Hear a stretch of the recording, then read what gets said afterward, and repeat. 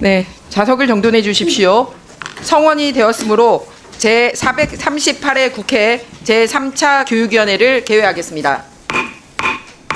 오늘 회의도 국회 방송 유튜브에서 생중계되고 있습니다. 오늘 소위원회 구성의 건을 의결하려고 하였으나 양당 간사 간 합의가 아직 완료되지 않았습니다. 간사 합의가 완료되면 소위 구성의 건을 의결하도록 하겠습니다. 특히 예산 소위 심사 자료 작성을 위해서는 법정 심사 기일인 8월 31일까지 우리 상임위원회에서 의결을 해야 되는 바 꼭 오늘 회의 중에라도 양당 간사께서 협의를 해주시기를 바랍니다. 만약에 전체 소위원회 구성이 힘드시다면 예산 결사 심사를 할 수 있는 소위원회라도 구성을 해서 이 법정 기일에 차질 없도록 우리 위원회가 일할 수 있도록 양당 간사님들께서 애써 주시기를 다시 한번 부탁드립니다. 그리고 예산 소위 심사 자료 작성을 위해서 결산 관련 심사 자료는 서면 질의는 꼭 산회 전까지 제출해 주시기 바랍니다.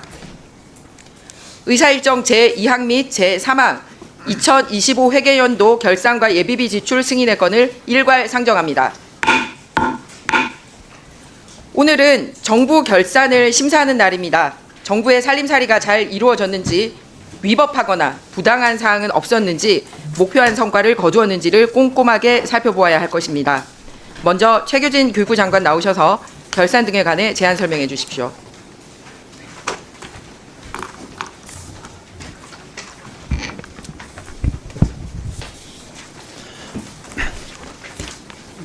존경하는 김희정 위원장님 그리고 교육위원회 위원님 여러분, 오늘 위원장님과 위원님들을 모시고 2025 회계연도 교육부 소관 세입, 세출 및 기금 결산 보고를 드리게 된 것을 뜻깊게 생각합니다.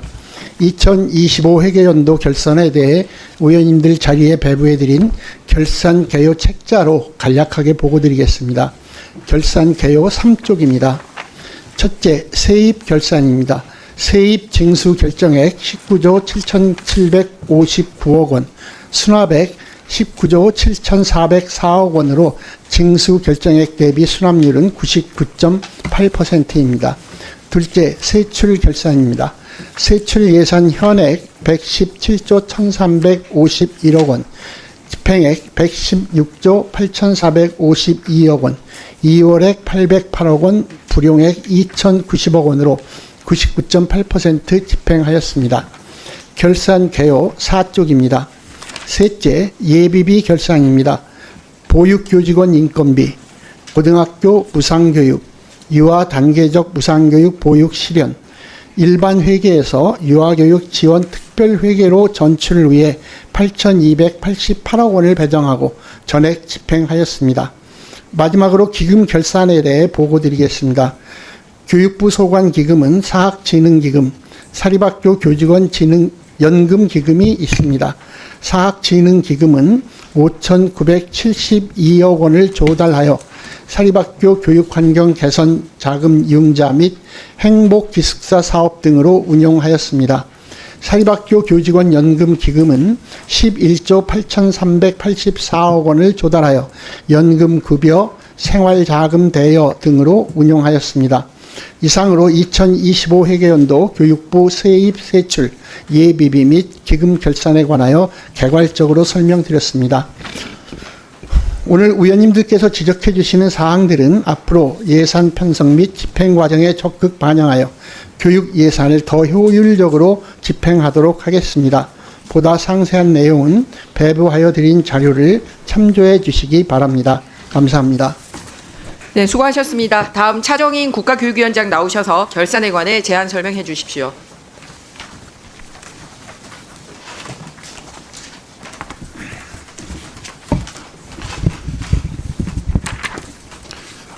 존경하는 김희정 위원장님 그리고 위원님 여러분, 2025 회계연도 국가교육위원회 소관 세입세출 결산에 대해서 제안 설명을 드리겠습니다. 2025 회계연도 국가교육위원회 결산은 위원님들 자리에 배부해드린 결산 개요 책자로 간략히 보고드리겠습니다. 결산 개요 3쪽입니다. 세입 결산입니다. 2025 회계연도 세입 결산은 유류비 등 환수로 인한 징수 결정액 5만 원입니다. 세출 결산입니다. 2025 회계연도 세출 예산 현액 111억 9,100만 원 중 91억 8,400만 원을 지출하였고 10억 3,200만 원을 이월하였으며 집행잔액인 9억 7,600만 원을 불용하였습니다. 집행률은 82.1%입니다.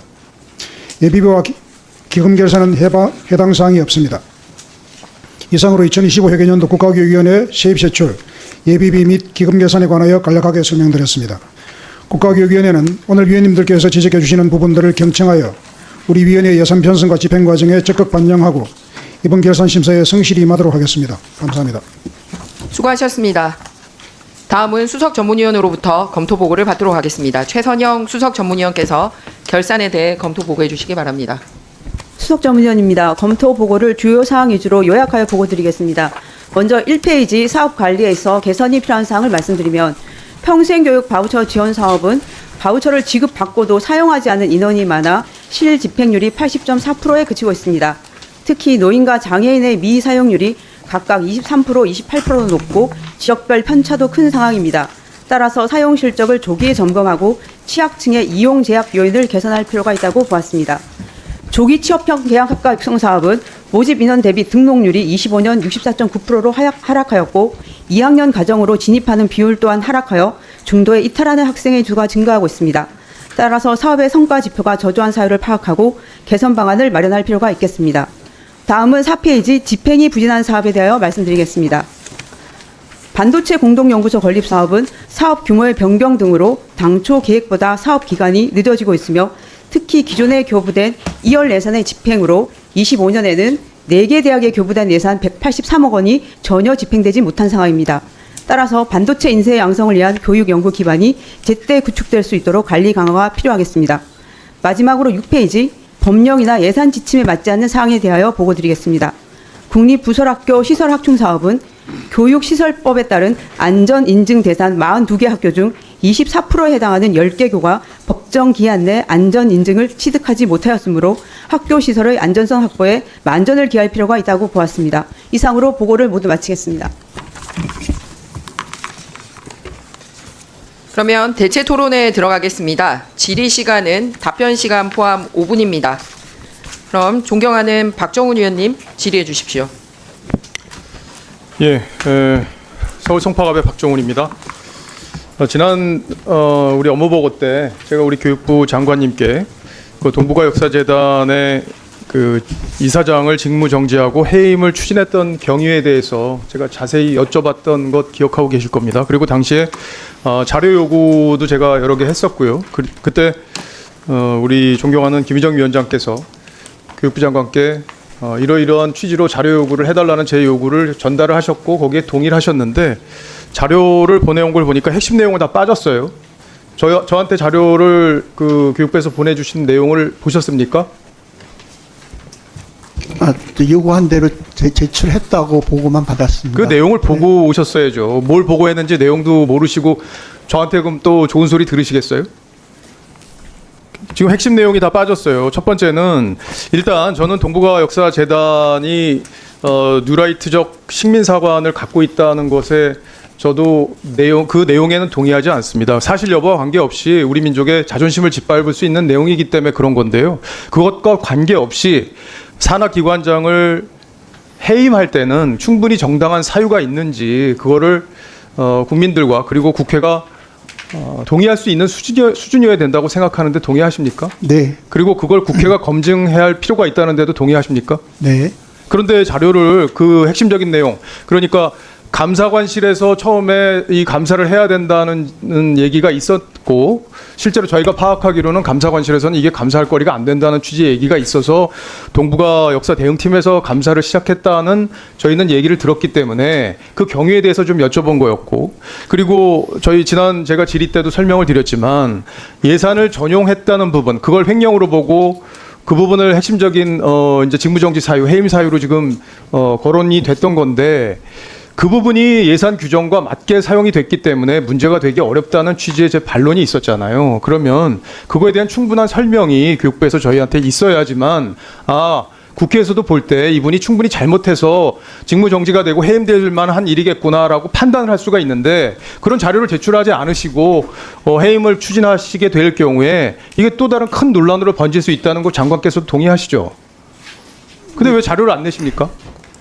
그 제출할 때 지금 행정소송이 진행되고 있거나 행정소송이 진행되더라도 네. 그거는 가처분, 직무정지를 풀어달라는 가처분에 관한 내용이고 우리 국민들은 궁금해하실 거 아니에요. 아니 왜 산하기관장을 해임까지 시킬 정도의 무슨 잘못이 있었다는 거잖아요. 지금 그렇잖아요. 해임을 위한 이사회 소집 요청을 하셨잖아요. 네. 근데 그거를 이유도 지금 공개를 안 하고 그렇게 하시겠다는 거예요? 다툼이 지금 진행되고 있는 상황에서 혹시라도 특히 그 다툼이라는 게 당사자에게 불이익이 될 수도 가처분이잖아요. 있기 때문에 그런 그렇게 걸로 자신이 알고 있습니다. 자신이 없으면서 징계하고 해임까지 하시려고 그래요? 그 정도 자신 없으세요? 아닙니다. 그게 아니라 동북아재단 그 징계 대상인 이사장님에게 오히려 누가 될 수도 있는 사안이어서 그렇게 됐다는 말씀드립니다. 지금 그분 핑계 대는 거예요? 아니, 그분한테 실제로 누가 될 수 그렇습니다. 있다고요? 나중에 이미 어제 제가 다 지난 회의 때 그 규정에 맞게 돼 있다는 부분을 제가 설명을 했으면 교육부에서는 그게 아니다. 이런 네. 이유가 더 있었다고 설명을 해야 되잖아요. 근데 그냥 갑자기 재판 중이니까 못하겠다 이렇게 얘기를 해버리면은 오해하기 딱 좋잖아요 지금. 네. 그러다 김은경 장관이 감옥 간 거예요. 네, 의원님, 실제로 첫 번째 그 감사관실에서 하지 않고 그 해당 부처에서 그 사안 조사를 하게 된 것은 일상적으로 있을 수 있는 일이고. 그러니까 특히 그 경위를 정확히 네. 좀 알려달라는 거예요. 일상적으로 네. 있을 수 있는 일이면 네, 네. 저희가 듣기로는 감사관실에서 그런 반응이 있었다고 하니 그 정확한 경위를 알려달라는 거잖아요. 제 요구가 부당합니까? 근데 안 알려주세요 왜? 그게 재판하고 무슨 관련이 있습니까? 아닙니다. 그 다음에 그 감사관실에서 실제로 그렇게 우리가 뭐 할 만한 사안이 아니다 그렇게 얘기한 바는 전혀 없고 그때 당시 국회를 알겠어요. 비롯해서 예.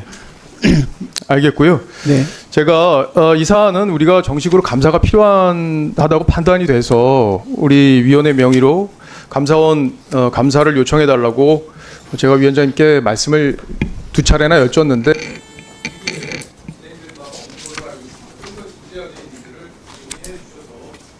교육부도 오해받을 일이 없고 또 이 문제가 국민들이 보시기에도 문재인 정부 때 찍어내린 저와 비슷한 게 아니다 이렇게 확실하게 알 수 있게끔 정리를 해주시기 바랍니다.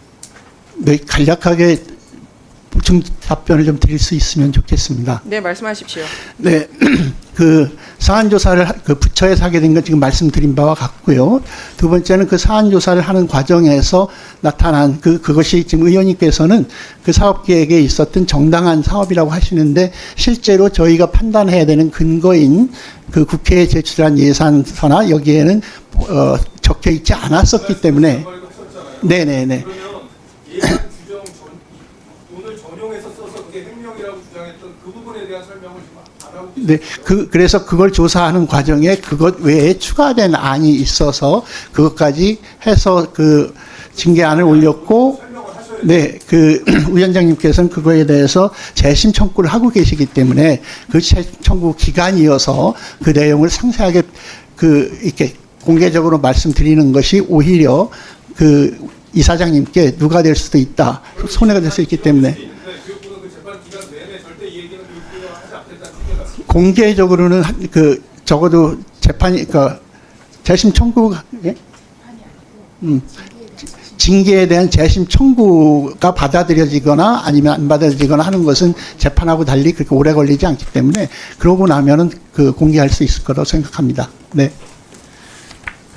네, 박종훈 의원님 수고하셨습니다. 그런데 장관님 답변이나 서류로 온 거 보면 지난번에 말씀하셨듯이 행정소송 중이므로 답변 드릴 수 없음을 답변이라고 보내오셨거든요.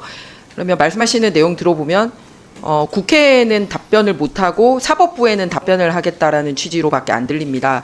입법부에 공개할 자료와 사법부에 공개할 자료가 달리 있습니까?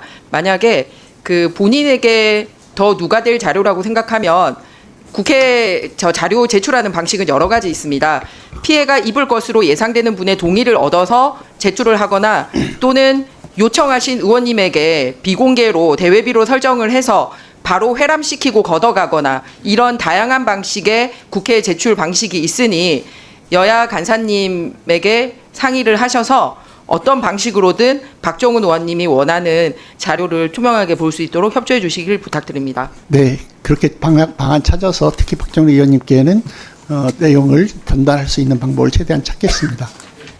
네, 박종훈 의원님 수고하셨습니다. 다음은 존경하는 박범계 의원님 질의해 주십시오. 네, 최규진 장관님.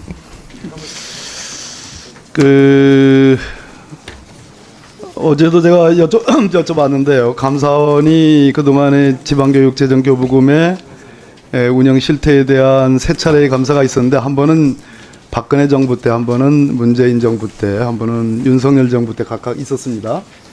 그렇죠? 네. 정부의 성격을 달리하는 새 정부에서 연속적으로 예산의 과다 편성, 집행의 부적성, 부적정, 또 문재인 정부에서도 건전성 재고 실태 조사, 또 윤석열 때는 방만재정, 문제점 집중 점검 이런 거의 대동소이한 그러한 점검들이 있었어요. 그렇죠? 네, 그런 그래서 지적이 이제 있었습니다. 어제 제가 지적한 부분 중에 이제 다소 우리 장관님께서 이제 보충 설명을 하시긴 했는데 어찌됐든 지방교육 재정 교부금의 운영 실태에 대해서 교육부에서 좀 엄정하게 다시 한번 살펴볼 필요가 있다라는 그런 취지에는 동의하시죠? 네, 동의하기 때문에 기획예산처와 지금 그렇습니다. 협의하고 있습니다. 근데 조금 전에 경향신문 단독 기사가 났는데요.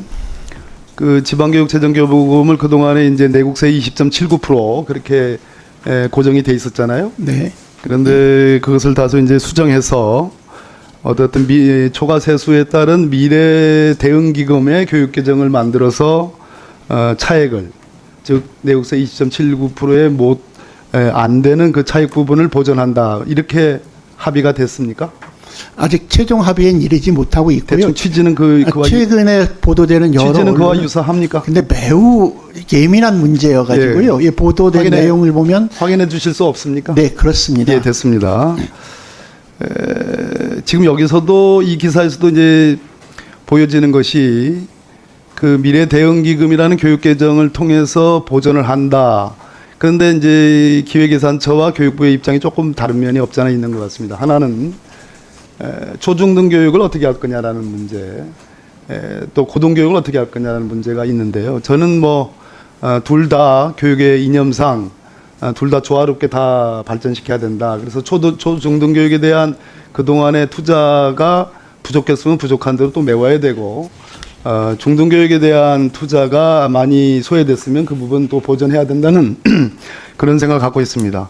실제로 어제 장관님께서 업무 보고한 내용 중에 제가 한 12꼭지 중에 6꼭지 정도가 고등교육에 있어서 특히 대학을 첨단 산업의 어떤 발전과 관련해서 우리 미래 전략 산업의 투자와 관련해서 대학을 전초 기지로 만드는 그러한 테마들이 많이 들어가 있는데 그러기 위해서는 실제로 이 미래 대응 기금의 교육 계정이 만들어지면 그 부분을 상당 부분 보완하고 상당 부분 집중적으로 투자해야 될 필요성이 있는 건 맞지요. 네, 동의하고.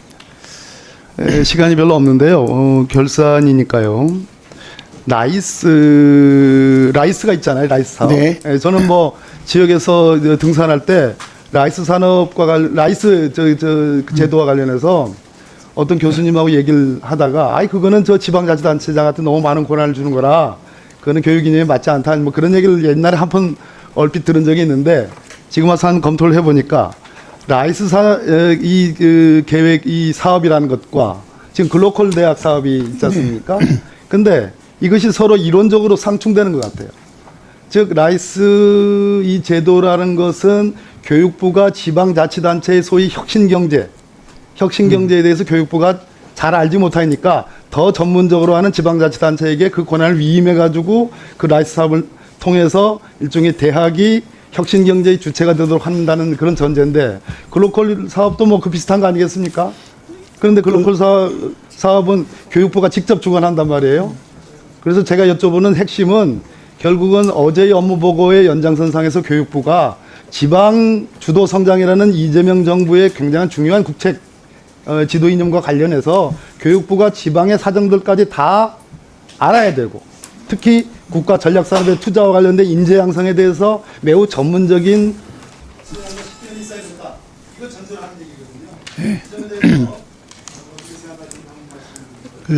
결산에 대한 지적 사항에도 그것이 일정하게 포함이 되어 있었고요. 사실은 2025년도까지 그 전에 있었던 그 라이즈 사업과 그 로컬 사업이 일정하게 공통점은 있습니다. 그러니까 지역 산업과 연계한 특성화된 지역 대학을 양성한다는 공통점은 있지만 지금 말씀하신 것처럼 지방자치단체에 실질적으로 그 상당한 권한이 있는 것과 그러다 보니까 대학에서는 오히려 대학의 권한이 너무 자율성이 줄어드는 거 아닌가도 있고 그랬는데 이 사업을 사실은 2026년도에는 이 합치고 가면서 연계성을 유지하되 사업 추진 방식이 다르기 때문에 수행하는 체계를 다시 이렇게 그러니까 27년도부터는 그렇게 해서 추진하려고 하고 있습니다. 네.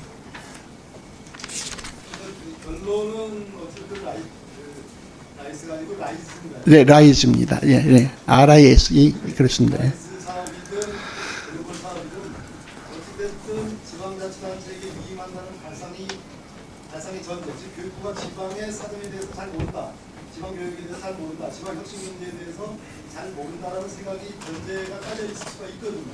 그래서 그러한 전문성 부분에 대한 우려를 해소시켜줘야 된다라는 말씀을 드립니다. 네, 잘 알겠습니다. 네, 박범계 의원님 수고하셨습니다. 다음은 존경하는 백승하 의원님 질의해 주십시오. 예, 차정인 국교위원장님께 질의하겠습니다. 네. 예, 국가교육위원회법은 사회 각계 각층의 의견을 폭넓게 수용하고 시민 참여와 사회적 합의에 기반의 교육 정책을 추진할 수 있도록 국민참여위원회라는 것을 두도록 규정하고 있습니다. 위원장님, 국민참여위원회는 법률상 반드시 구성하고 운영해야 하는 법정 기구입니다. 맞습니까? 네, 맞습니다. 그런데 2025년 국민참여위원회 운영 현황을 보면요, 과연 국교위가 국민 의견을 제대로 수렴하고자 하는 의지가 있는가 의심스럽습니다. 제1기 국민참여위원은 499명이었습니다. 위원장님 포함하면 500명이겠죠. 2025년 모두 8차례 회의를 열었지만 회의당 평균 참석자가 120명입니다. 그러니까 전체 한 24% 정도 되는데요. 499명 가운데 회의에 단 한 번도 참석하지 않은 위원은 무려 305명, 한 61%가 넘죠. 총 8차례 열린 회의에 3번 이하로 참석한 이들까지 합하면 370명이더라고요. 그러니까 74%가 넘습니다. 그러니까 500명에 가까운 위원을 위촉해놓고 10명 중에 6명은 회의에 한 번도 참석하지 않은 거예요. 그러니까 이것이 제대로 운영된 것이라고 또는 제대로 된 국민 참여가 이루어진 것이라고 볼 수 있겠습니까? 예, 그렇게 보기 어렵습니다. 당당하게 그렇게 어렵다고 하시면. 자, 특히나 교육 정책의 직접 당사자인 학생, 청년위원이 81명인데요. 이 가운데 53명, 그러니까 따져보면 65% 넘는 분들이 한 번도 참석을 안 했어요. 정책 당사자들인데. 그러니까 살펴보니까 국교위 회의는 대부분 평일 낮 시간대에 개최가 되었습니다. 그러면 학생들과 청년들은 학업 때문에 또 직장인들은 생업 때문에 참여하기가 어렵겠죠. 그러니까 또 장소도 서울에 집중되어 있어서 지방 위원들은 출석이 어렵습니다. 위원장님, 다양한 국민의 참여를 보장해야 할 국교위가 참여하기 어려운 시간대에 회의를 반복해서 열고 참석률이 이 지경이 될 때까지 방치를 했습니다. 이는 단순히 참여율이 저조했던 것이 아니라 국민참여위원회를 그냥 구색만 갖춰놓고 외형적으로만 구성해놓고 실질적인 참여를 이끌어내기 위한 최소한의 책무조차 다하지 않은 거 아닙니까? 네, 그 직무를 다했다고 보기 어렵다고 인정을 합니다. 예, 또 한 가지 짚어보면요. 제1기 국민참여위원회 임기는 2025년 6월 22일 종료되었습니다. 그런데 제2기 국민참여위원회는 2026년 4월 23일에야 구성이 됩니다. 그러니까 무려 10개월 동안 법률상 두도록 한 위원회가 아예 없었던 거예요. 공백이 있는 겁니다. 네. 위원장님, 저는 이런 운영 부실 그리고 구성 지연은 별개의 문제가 아니라고 생각합니다. 국교위의 존재 이유가 뭡니까? 사회적 합의를 이루라고 한 것인데 거기에는 당연히 국민 의견 수렴이 필요하고 그 일환으로 국민참여위원회를 만들었는데 10개월 동안 국민참여위원회가 없었다는 거거든요. 국교위가 이렇게 국민 의견 수렴이라는 법률상 책무를 지속적으로 소홀히 했던 것은 그동안 국교위 내부에서 어느 누구도 책임지지 않았고 바로잡으려는 노력조차 시도를 하지 않았기 때문 아닙니까? 네, 그래서 의원님 지적하신 사항이 매우 중요한 사항인데 그래서 제가 송구스럽지만 제가 취임한 이후에 한 조치는 국민참여위원회 운영을 정상화하고 실질화하기 위해서 당장 참여율을 높이기 위한 노력을 했는데 말씀하신 대로 1기 평균은 32.1%에 불과했습니다. 그런데 32.1%면 500명 중에 그러니까 참여율이 평균 24%고 10개월 동안 공백이 있었잖아요. 네네. 위원장님이 취임한 이후에도 마찬가지입니다. 네. 그러니까 이렇게 구성된 위원회를 사실상 유명무실하게 운영하고 임기가 다한 이후에도 법정기구를 10개월 동안이나 장기간 구성하지 않은 것은 이거는 단순한 행정착오, 뭐 노력 부족 그게 다가 아닙니다. 그러니까 주의로 끝낼 사안이 아니라고 저는 생각을 합니다. 그래서 국교위원장님께 요청을 드리겠는데요. 먼저 1기 국민참여위원회 부실 운영 경위 조사하시고요. 개선 방안에 대해 보고해 주시기 바랍니다. 아울러 시정 요구에 대해서 저는 겸허하게 수용하시기를 당부드리고요. 또한 국민참여위원회 평일 낮 중심의 회의 방식 개선해야 됩니다. 온라인, 야간, 주말 회의 확대 필요하고요. 1기 참여자들이 2기 활동을 위해 제안한 권역별 모임, 또 소그룹 활성화 방안 등을 포함해서 실질적으로 참여율을 올릴 수 있는 방법 마련하셔서 의원실로 보고해 주십시오.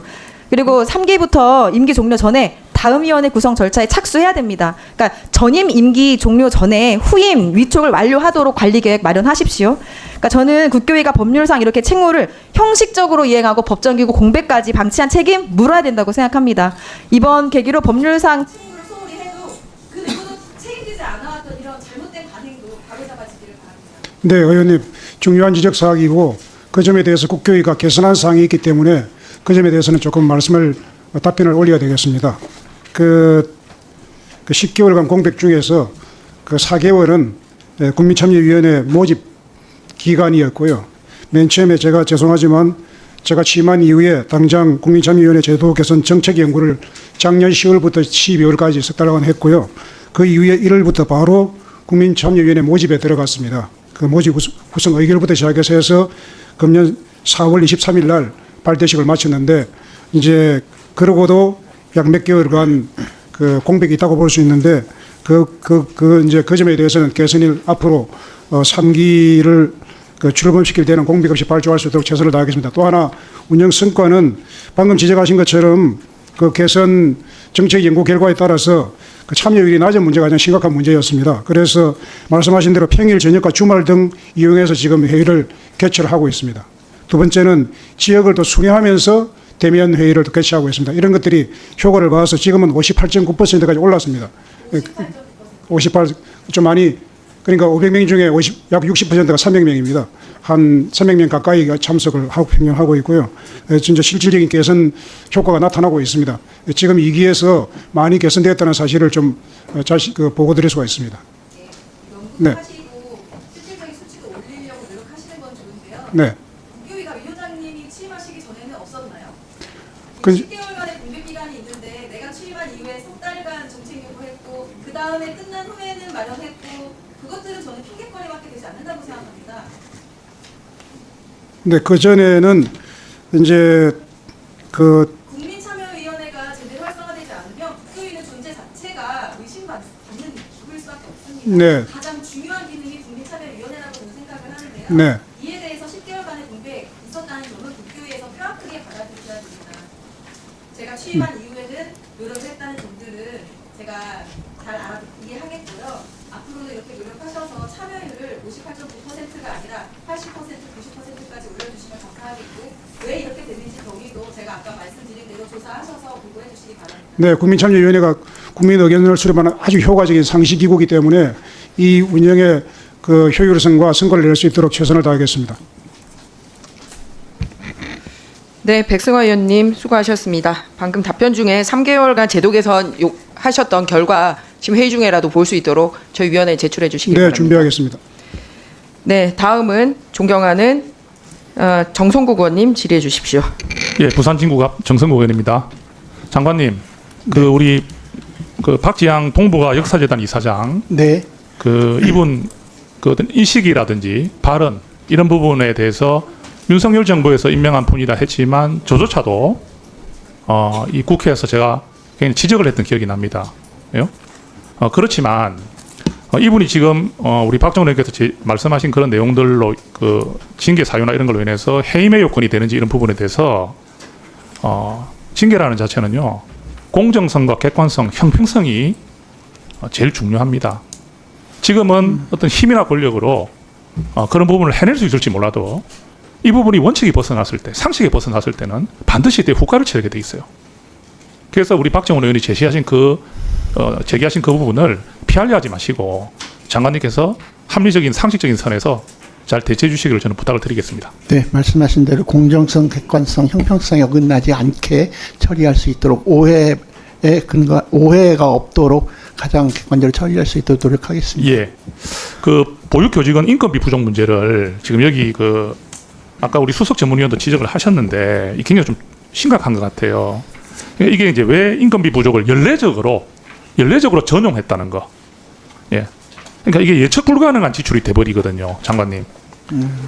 그래서 이게 지금 보면은 인건비 자체나 이런 부분들을 예측 불가능하게 지출할 수밖에 없는 뭐 불가피한 사유가 있는 것인지, 예를 들어서 교직원 수라든지 호봉 뭐 이런 걸 토대로 해가지고 어느 정도는 사전 추계가 가능한 것으로 저는 보이는데 왜 이 매년 본예산 편성이 충분치 않는 것인지, 결국은 인건비 부족분을 메우기 위해서 당초에 다른 사업에 사용하려던 예산을 전용할 수밖에 없잖아요. 그러면 결과적으로 그 해당 사업의 추진도 차질이 발생할 수밖에 없습니다. 예, 이런 부분에서 장관님 어떻게 좀 개선하실 수 있을 것 같습니까? 어쨌든 이렇게 예산 편성할 때 편성액을 부족하게 했기 때문에, 근데 이게 부족하게 하는 까닭은 그 전년도에 그 영아의 증가 수 이런 것들을 제대로 파악하지 못해서, 제대로 예측하지 못해서 예상보다 보육시설에, 특히 공립보육시설에 영아 수가 증가해서 거기에 따른 인건비가 증가해서 거의 매년 이런 일이 벌어지고 있는데요. 그래도 계속 그 추계를 맞춰가면서 조금씩 줄어든다고 합니다. 네. 장관님, 이게 제가 다시 말씀드리지만 연례적인 지금 전용, 네, 거의 이게 매년 문제입니다. 그러고 있습니다. 이게 네. 한 번, 두 번 정도 이런 일이 있었다면은 그래도 우리가 이해를 좀 하죠. 그런데 이게 연례적인 전용이라는 자체는 개선이 안 된다는 거거든요. 네. 이 부분은 이번에는 다시 또 내년에도 연례적인 전용이다 말이 안 나오도록 네. 잘 좀 정비해 주시기를 부탁드립니다. 그리고 그 평생교육 바우처 있지 않습니까? 네, 네. 아까는 이 부분에 저는 다른 부분을 좀 짚고 싶어요. 그 1인당 기본 지원액이 35만 원이고, 그리고 이제 우수 이용자는 70만 원. 이 이용자 수가 2025년 기준으로 10만 5천 명 정도가 됩니다. 자, 그런데 그 1인당 기본 지원액 35만 원이 장관님 언제 처음 정해졌냐면요, 2018년입니다. 8년이 지났습니다. 자, 그러면 8년 동안 이 소비자 물가 지수가 얼마나 올랐겠습니까? 자, 그러면 바우처를 제대로 이용하지 않는 사람에 대한 지적도 해야 되지만, 평생교육 바우처를 받았을 때 이 35만 원의 가치가 8년 동안 그때 당시 때 사용하던 돈의 가치와 지금의 가치는 완전히 다른데, 이거 정말 이용을 잘하는 많은 분들이 질 높은 공부를 받을 수가 없는 거거든요. 네. 그렇다면은 이 부분도 현실화를 해야 된다고 저는 생각을 하는데 어떻게 보세요? 네, 정말 그 예산 규모 확대가 반드시 필요하고, 예. 또 요것저것 대상이 되시는 분들이 그걸 좀 보람 있게 쓰실 수 있도록 또 더 관리하는 것도 똑같이 필요한데, 말씀 주신 이분들에 대한 정말 8년 동안 정해져 있는 이거는 물가나 여러 가지 생각할 때 반드시 예산 확충이 돼야 된다고 생각합니다. 그 뭐 재밌는 이야기로 명절에 용돈 주는 것도 인플레이션이 돼가지고 요즘 그 초등학생들한테도 뭐 얼마를 주면 좋아하고 안 좋아하고 하는 이 물가의 이 부분에 대한 굉장히 민감하지 않습니까? 네. 그런데 다시 말씀드리지만 8년 전에 지원 돈과 지금 돈이 똑같다. 이 부분은 이제 지금은 짚어야 된다고 생각합니다. 할 것 같으면요, 좀 확실하게 혜택을 받을 수 있다는 느낌. 특히 우리가 말하는 기초생활. 네. 네. 네, 의원님 말씀에 전적으로 공감하고요. 지금 말씀하신 것처럼 1인간 이제 연간 35만 원부터 여러 기준에 따라서 70만 원까지 이렇게 되어 있는데, 그 지금 상한선처럼 되어 있는 70만 원을 사실상 기본으로 할 수 있도록 예산이 좀 꼭 됐으면 좋겠고, 더군다나 이 평생교육 이 바우처 사업이 사실은 이게 7대 3으로 지방자치와 이렇게 같이 해서 연동해서 하게 된 게 첫 해라서 많이 이용률도 줄었는데, 그 이용률도 제고하고 하도록 노력하겠습니다. 관심 가져주셔서 감사합니다. 네, 장관님 수고 많으셨는데요. 우리 정성국 의원님하고 답변하는 중에 기본급이 70만 원 되게 하려면 35만 원 사용 안 되는 비율이 약 20%나 되는 부분에 대해서도 개선책을 가지고 오지 않으면서 35%도 소집 못하고 있는 비율이 20%나 가면서 70만 원을 기본으로 해달라고 국회에다가 그냥 얘기하는 건 적절하지 않다고 생각합니다. 이 부분에 대한 대책 같이 가지고 오셔서 네. 예산 심의 때 충분히 논의될 수 있도록 했으면 합니다. 네, 알겠습니다. 네. 정성국 의원님 수고 많으셨습니다. 다음은 존경하는 한병도 의원님, 정말 바쁘신 가운데도 참석해서 이렇게 질의까지 해주셔서 감사합니다. 예, 위원장 감사합니다. 예. 예, 그 청년주택 관련해서 좀 말씀드리고 싶은데 우리 한석숙 총리께서 취임하자 그 첫 주말 일정으로 신촌 원룸촌하고 홍제동 그 행복 기숙사 찾으신 것 같아요. 그 이제 청년 문제가 그만큼 시급하다는 걸 좀 느끼고 계시는 것 같은데 제가 이 자료를 보니까 행복 기숙사 이런 거 잘 되면 우리 학생들에게 너무 좋겠다, 희망이 되겠다 이런 그 생각을 좀 해봅니다. 어떻게 이거 잘 되고 있습니까? 행복 기숙사. 올해 개원했었던 그 한 체대에 있는 곳을 그 개원식 때 저도 가봤는데요. 정말 여러 대학 친구들이 아주 만족스럽게 생활할 수 있게 공간도 잘 구성되고 있고 합니다. 그래서 이걸 좀 말씀하신 것처럼 확대하기 위한 공사를 지금 2027년도에 문을 여는 곳이 지금 그 인천과 부천대와 인하대 그리고 아주대의 2027년도 개원을 목표로 지금 준비하고 있습니다. 이걸 보니까 지금 이제 좀 몇 가지 짚고 싶은데, 네. 그 이제 학생들이 정말 어려운 게 이 우리 서울 주요 10개 대학 그 평균 월세가 63만 원, 관리비까지 포함하면 거의 한 71만 원 정도 되더라고요. 그리고 1년 사이에 여기 보니까 월세가 7.7%, 관리비는 10.9%가 올랐고요. 그러니까 지방 국립대 연간 평균 등록금이 416만 원 이라고 하는데 그 월세로만 등록금의 2배를 지출을 하는 상황입니다. 그러니까 이제 당연히 나오는 이야기가 등록금보다 월세가 훨씬 무섭다고 네. 이런 거 이야기가 나오고 부담을 훨씬 더 많이 느끼는 거겠죠. 근데 지난해 대학 기숙사 평균 수용률을 보니까요, 그 20%대고 또 5명 중 4명은 학교 밖에서 방을 구하고 있는 상황입니다. 주거비는 오르고 기숙사 수용률은 낮은 상황에서 그 방금 말씀하셨듯이 그 행복 기숙사 역할이 이제 중요하고 뭐 더 진행을 하고 있다고 이런 말씀을 하시는데 보니까 그 홍제동 행복 기숙사가요 33만 원이면 그리고 식사비 포함 45만 원이면 거의 한 반절 정도 되는 것 같습니다. 그만큼 그렇기 때문에 우리 학생들의 기대가 크고요. 근데 최근 3년간 행복 기숙사 그 세 곳이 그 중단을 했는데 재정 부담이 증가하고 건립 부지 등 문제 등으로 사업들이 중단이 됐습니다. 정부가 나섰는데 오히려 아까 그 계획대로 잘 그 진행이 될 거라고 하는데 필요한 기숙사 공급이 오히려 줄줄이 무산이 됐습니다. 이거 왜 이렇게 무산이 됐죠? 일단 시작한 뒤에 물가가 막 상승하는 거에 따라서 공사비가 막 오르고 또 뒤늦게 지역 주민들의 민원이 있기도 하고 뭐 여러 가지 변수가 있어서 중단됐었던 사례가 있는 것으로 알고 있습니다. 어쨌든 앞으로는 그러면 그곳은 아예 그냥 중단이 돼버린 건가요? 네, 그 타당성이나 계획 같은 것을 더 면밀하게 네. 살펴야 되지 않겠나 싶습니다. 그래서 네. 이게 제가 앞에 쭉 서두에 말씀드렸듯이 너무나 중요한 사업이고 기대와 희망을 나누는 사업인데 그렇기 위해서는 뭐 부지라든지 타당성이라든지 이런 계획을 사전에 좀 더 면밀히 검토하고 이런 사업이 중단되는 일이 없도록 좀 더 세심한 관리가 네. 필요할 것 같고요. 그리고 여기 이 사업 진행을 하는 예산들이 보니까 예산을 재배치를 하잖아요.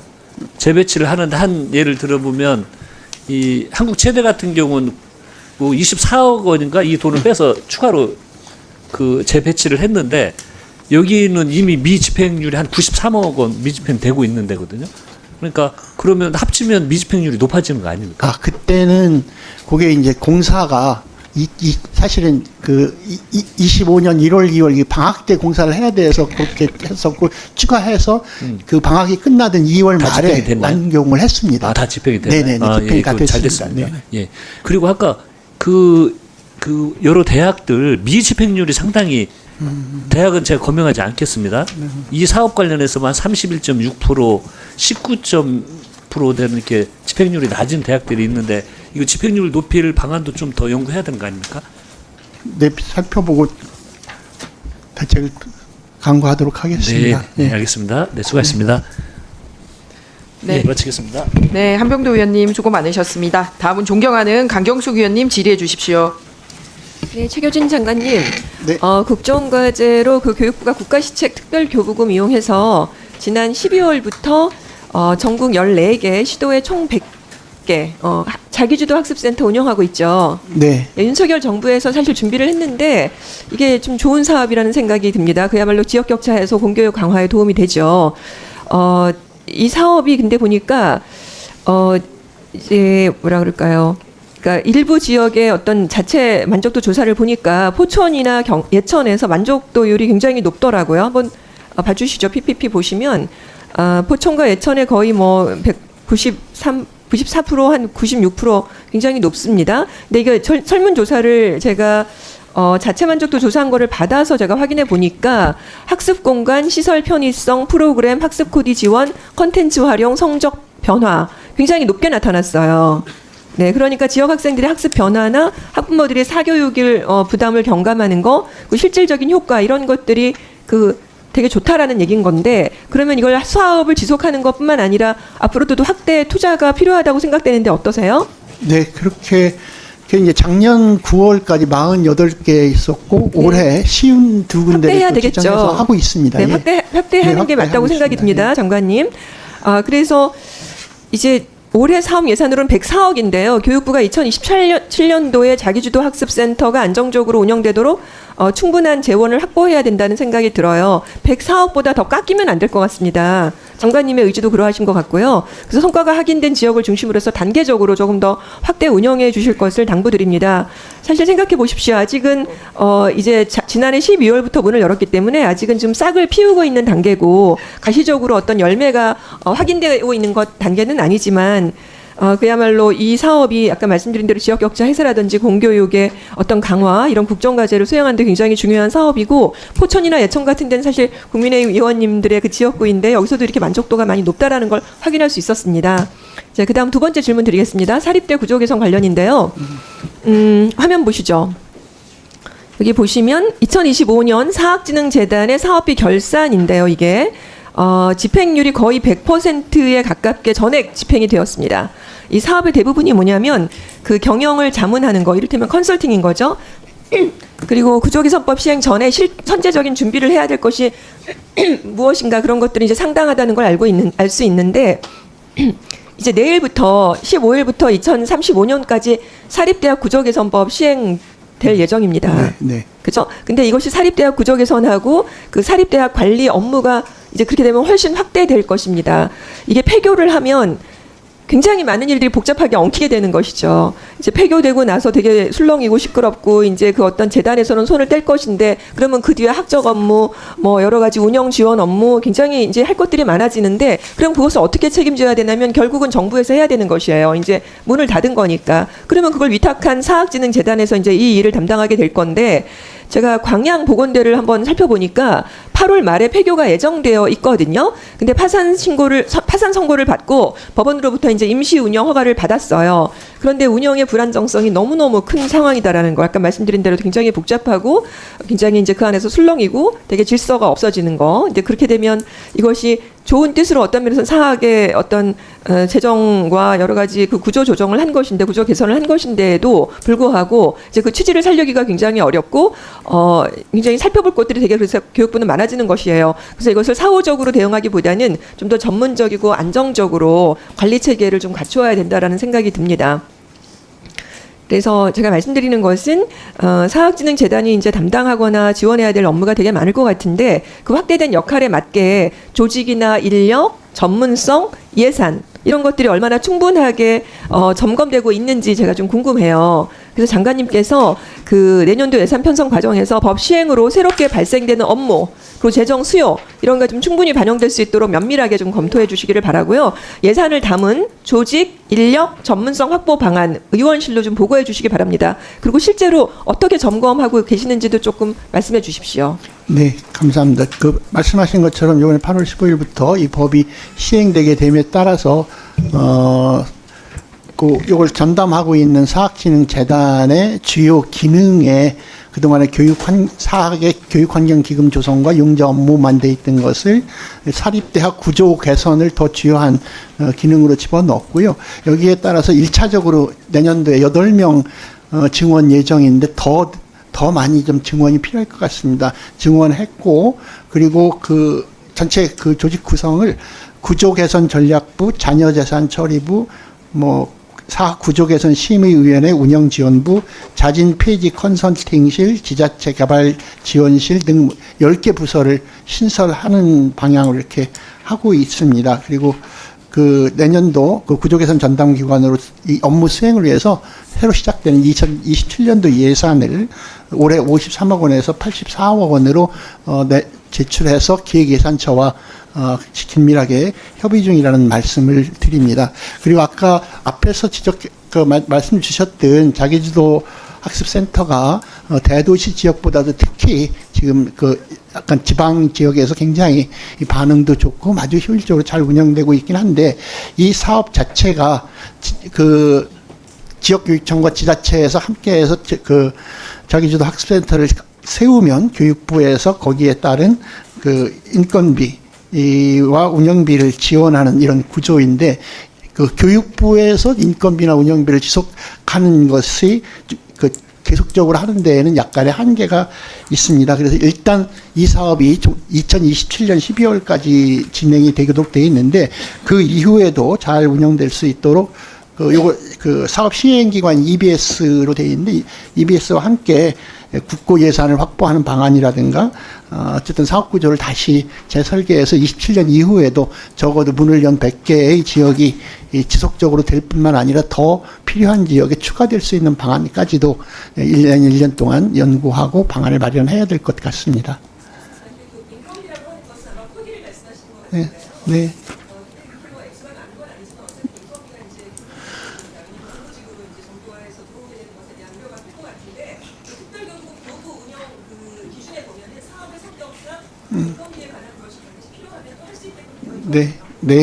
네, 그것까지 다 참고해서 하도록 하겠습니다. 네.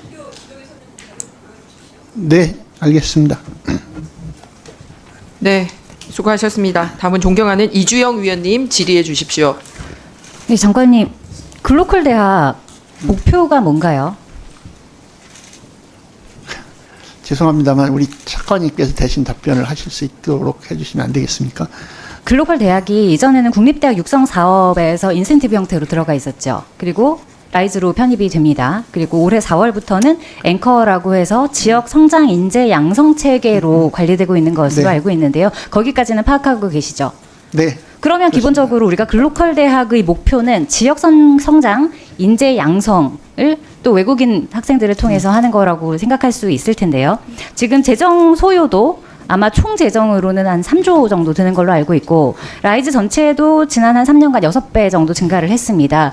교육부에서 굉장히 중점을 두고 관리하시는 것 같은데, 문제는 우리가 목표가 있으면 목표는 뭐든 될 수 있습니다. 지역 정주가 될 수도 있고요. 국가 고등교육의 향상도 될 수가 있고요. 그럴 수는 있는데, 목표가 있다면 거기에 맞는 평가 관리 체계가 있어야 될 것 같은데, 저희가 이 글로컬 대학 관련해서 그리고 라이즈 관련해서 자료를 좀 받아보니까 여기에 대한 관련 지침도 없고 통계도 없고 거기에 대한 항목 설정도 제대로 되어 있지 않은 것 같아요. 여기에 대해서 혹시 파악하고 계세요?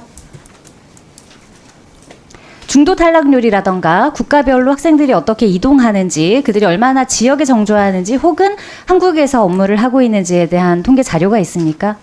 자료는 있을 텐데 자료가 없습니다. 저희가 요청했는데 존재하지 않는다고 다음과 같이 제출합니다 하셨는데 전부 다 별도로 보유 관리하고 있지 않다. 별도 통계 집계 관리하고 있지 않다. 개별 유학생의 중도 탈락 사유에 대한 사업비 환수 규정도 별도로 없다. 저희가 이미 없다고 자료를 다 받았어요. 그런데 저희가 이게 국가에서 왜 외국 장학생들을 데리고 와서 교육시키는지에 대해서 그 취지에 대해서는 공감을 합니다. 그리고 그 학생들을 통해서 지역 발전을 하겠다는 국가의 방향성이 있다면 그럴 수 있다고 생각해요. 하지만 어떤 방향성이 있고 그것이 국민 세금을 들여서 외국인 학생들을 성장시키는 방식으로 지금 사용되고 있다면 거기에 대한 분명한 목적성이 있어야 한다고 생각합니다. 지금 교육부에서는 내국인 관련해서도 현금성 지원은 가능하면 줄이는 방향으로 하시겠다고 보도자료 내신 적이 있죠. 그런데 지금 외국인 같은 경우에는 장학금에 등록금에 생활비에 기숙사까지 굉장히 지원받는 게 많음에도 불구하고 그 학생들이 중도 이탈률 얼마인지 알고 계세요? 자료가 없으니까 알 수가 없어요. 평균 거의 10%에 육박하고요. 많은 곳은 절반이 중도 이탈하기도 합니다. 그런데 여기에 대한 환수 조치도 전혀 없죠. 여기에 환수를 못해서 낭비되는, 사실상 우리 국민의 세금인데 외국인을 데려다가 교육시키다가 이들이 중도 탈락해서 본국으로 돌아가는데 낭비되는 게, 지금 제일 많은 게 중국이랑 베트남 유학생들이거든요. 중국이 지금 3만 명 이상, 베트남 2만 명 이상 있는데 전체 추정액의 한 55%가 이 양국에서 나옵니다. 그리고 중국 한 나라에서만 한 100억 정도가 낭비가 발생하고 있고요. 전체에서도 400억에서 많게는 500억까지도 버려지고 있다고 지금 조사는 아니죠. 통계가 아예 없으니까요. 그리고 이게 국적별로 중도 탈락률 원자료도 없어요. 사유도 없어요. 그럼 졸업생 관리는 되고 있느냐? 졸업생 관리도 지금 없죠. 여기 대해서 파악하고 계세요, 장관님? 없죠. 그런데 다른 나라는 그러면 미국 풀브라이트 장학생 어떻게 관리합니까? 분명한 목적을 가지고 뽑아요. 미국의 경우에는 공공 외교 자산을 만들겠다는 게 있고요. 그리고 일본의 경우에도 산학 그리고 국가 네트워크를 만들겠다. EU 같은 경우도 고등교육 경쟁력을 향상시키겠다. 그래서 에라스무스 같은 거 운영하는데, 그러면 거기에 분명한 목적이 있고 여기에는 알럼니를 계속 추적한다던가 네트워크를 관리한다던가 국가 차원에서 관리를 하는 거예요. 그런데 이런 제도, 시스템 혹은 이런 네트워크 우리나라에 지금 존재합니까? 존재해요? 네, 의원님 없지 않을 것 같은데 없지 않을 것 같다고 우리 국장님께서 좀 제가 이거 답변을 하실 수 성과관리팀에서 있도록 직접 허락해 받은 주시면 자료인데 좋겠습니다. 없다고 얘기를 하시는데. 네, 우리 죄송합니다만 우리 국장님이 질의 끝나시게 답변 드릴 수 있도록 하시면 어떨까요? 제가 이야기하는 거는 어떤 취지로 뽑을 수 있다고 생각합니다. 그리고 거기에 대해서는, 그런데 지금은 저희 의원실에서 받은 자료로는 유치 실적까지만 성과지표지 이 학생들이 지역에 혹은 대한민국에 어떤 기여를 하고 있는지에 대한 걸 교육부가 모르고 있다는 거죠. 장관님도 파악이 안 되고 계시다는 게 제일 문제예요. 네, 담당국에서는 일정하게 파악하고 대처를 하고 있을 텐데 제가 미처 챙기지 못한 건 송구하게 생각하고요. 저 대대로 파악해보고 의원님께서 주신 의견에 따라서 보완할 게 있으면 보완하도록 하겠습니다. 예, 의원님, 국제교육기획관 이난영입니다. 지금 의원님께서 말씀하신 것 중에 저희가 조금 분명히 좀 여쭤보고 싶은 게 글로컬 대학 사업이 있고 저희 국제교육기획관 업무에서 외국인 유학생 관련된 업무를 하고 있는 게 분리가 되어 있습니다. 그래서 아까 말씀하신 것 중에 풀브라이트나 이런 부분의 정책하고 비슷한 거는 GKS라고 저희가 관리하고 있고 정부 초청 장학생 사업이 있습니다. 이런 부분에서는 다 관리가 되고요. 외국인 유학생 관련해서도 대학별로 중도 탈락률 이런 부분들이 지표가 관리되고 있습니다. 그래서 그런 부분 말씀드리고. 근데 글로컬에서 아마 한 것 같은데 글로컬은 외국인 유학생 대상 사업이 아닙니다. 아니, 제가 이 풀브라이트를 얘기를 한 거는 예를 든 거예요. 그래서 제가 넥스트나 에라스무스도 다 똑같이 언급을 하잖아요. 제가 얘기하는 거는 우리 국내 학생들이 우리 세금으로 공부하는 거는 기회를 주는 것만으로도 의미가 있습니다. 그런데 외국인 유학생들을 어떤 형태로든 데리고 들어와서 관리를 하려면 이렇게 맥시멈 50%까지 이탈률이 있고 여기에 대해서 환수도 못하는데 이 학생들이 대한민국의 어떤 네트워크로서 기여를 하는지에 대한 파악이 돼 있으셔야 되고 여기에 대한 의심할 여지 없는 체계가 있어야 된다는 거예요. 이 학생들은 본국으로 돌아가면 경력에 있어서도 취업에 있어서도 굉장한 특혜를 받습니다. 대한민국 돈으로 교육을 받은 이후에요. 근데 이런 부분이 대한민국 학생들이 누리는 것과 형평성에 문제가 있고 우리나라 국민들의 세금이 지금 아까 제가 예산 얘기하지 않았습니까? 중간 이탈한 것으로 대충 비례로 추계를 해도 이 정도가 낭비가 된다. 지금 그 부분이 문제인 거지 따로 관리해서 이쪽에서 몰랐을 거라는 게 교육부의 답변이면 안 되죠. 그게 장관님이고 주무부처가 됐건. 네, 외국인 질의의 포인트를 이해를 못 하시는 것 같아요. 외국인 유학생 관련해서는 저희가 중도 이탈률 이런 것들이 대학별로 다 관리가 되고 있고요. 그러면 그거 자료 정리해서 글로컬 대학에서 나온 것과 국비 유학생 관련해서 네네. 하고 있는 거 정리해서 저희 의원실로 보고해 주시기 바랍니다. 그렇게 하겠습니다. 네, 이주영 의원님 수고 많으셨습니다. 네, 의원님께 사과 말씀 포함해서 한 말씀만 드리면 저희들이 지금 전체적으로 질의하신 내용을 저희들이 잘못 파악한 게 있는 것 같습니다. 그러니까 국가지원 외국 학생 대상의 장학금 지원 사업, GKS 사업에 관한 것을 구체적으로 어떻게 관리하고 있는지를 질문하셨는데 저희가 그 자료를 제대로 제출하지 못한 것에 대해서 사죄드리고요. 필요하신 자료 제대로 잘 챙겨서 가도록 하겠습니다. 처음에 제가 질문을 받으면서 그 로컬 사업에 대해서 질문하시는 줄 알고 있다가 이게 제가 그랬듯이 그 GKS 사업에 관한 이 질문에 관한 것들은 저희가 내용을 충실하게 제공하도록 하겠습니다. 네. 장관님, 이거 제가 얘기하는 건 이건 글로벌 대학과 그 외의 장학금에 대한 얘기가 아니에요. 네. 외국인 학생을 우리 네. 세금으로 지원하는 모든 것에 대한 얘기인 겁니다. 네, 잘 알겠습니다. 거기에 대해서 파악을 다시 하셔서 네. 통합적인 내용을 교육부에서 전체 덩어리로 알고 계셔야 돼요. 네. 나뉘어져 있으니까 나뉘어서 관리하겠다는 건 말이 안 되는 겁니다. 알겠습니다. 감사합니다. 그렇게 그런 자료를 생산해서 제출하도록 하겠습니다. 자, 수고하셨습니다. 다음은 존경하는 김문수 의원님 질의해 주십시오. 네, 순천갑 김문수 의원입니다. 우선 오늘 그 결산 자료에서 보면 아까 우리 전문위원실에서 한 것 중에 뭐 4페이지 보면은 반도체 공동연구소 건립 사업 이 집행이 전혀 안 되고 있다 뭐 요 내용하고 또 이제 뒤에도 보면 뭐 어린이집 그 확충 근데 뭐 실제로 35% 40%밖에 집행이 안 되고 있다. 또 국립대학 실습 기자재 확충도 그렇고 또 그 뒤에 보면 국립부설 학교 시설 확충도 전체 42개 중에서 10개 교는 법정 기간 내에 안전 인증을 취득하지 못하고 있다. 또 뭐 스프링클러 10개 중 9개가 안 되고 있다.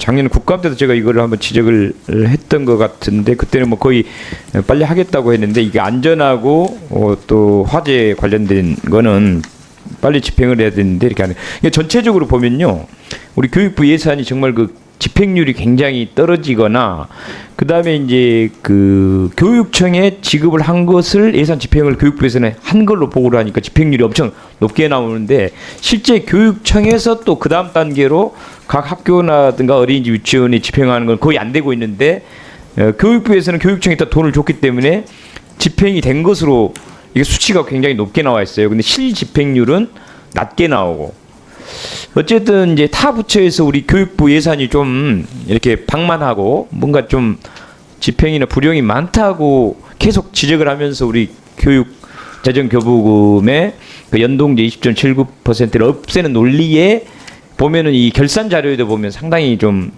허접하고 빈틈이 너무 많다는 느낌이 듭니다. 이거 이대로 계속 가다가는 정말 이런 걸 방어하기가 어려워요. 그러니까 예를 들어서 실집행률을 좀 해야 되는데 교육부에서 교육청에 준 돈으로 다 집행한 걸로 하고 실제로는 집행 안 되고 이렇게 좀 자료가 좀 엉성하고 엉망이다 보고 또 집행 안 되는 예산도 너무 많습니다. 이거 이렇게 가면 진짜 교육부 교육 예산을 확보하는 데 어려움이 있는데 장관님 어떻게 생각하십니까? 어떻게 이런 거 개선하실 겁니까? 네, 지적에 대해서 무겁게 받아들이고 어쨌든 각 부처별로 각 그 실국별로 그 사업별로 실집행률을 높이기 위한 방책을 세우도록 하겠습니다. 교육재정교부금 그 20.79% 지키는 문제도 그렇고 저도 이제 뭐 다른 서울시 의원 할 때도 일반 행정에서는 매년 이 예산을 따기 위해서 정말 하루하루 영업사원 영업하듯이 정말 쫓아다니고 촘촘하게 보고하고 불용 이런 걸 안 하려고 애를 쓰고 하는데 교육부는 20.79% 가만히 있어도 그냥 그 돈 내려 보내주니까 열심히 안 하는 이 빈틈들이 많이 보이거든요, 실제로요. 그래서 타부처에서 이런 공격들이 많이 들어옵니다. 그래서 그런 거에 대한 노력을 좀 많이 해야 된다는 말씀을 드리고 다른 그 다음에 중앙취업지원센터 관련된 거 간단히 영상 한번 보실까요?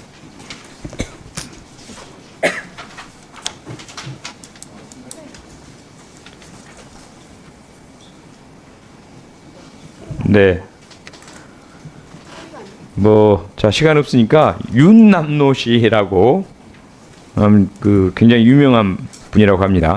이분이 이제 부산정보과학고 출신이고 이 중앙취업지원센터의 예산을 받아서 운영하는 협약형 특성화고 부산정보과학고 나온 분이 아마 여기 이제 홍보 영상 같습니다.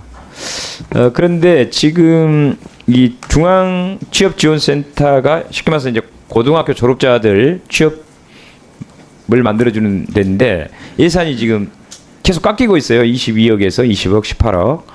그리고 일자리 발굴 연계 안내 건수는 계속 늘고 있고 취업 연계도 잘하고 있고 또 업무 회박 MOU 체결 등등 그런 예산을 계속 줄이고 있습니다. 장관님 왜 이렇게 예산이 줄어들고 있습니까? 그리고 대책은 무엇인가요?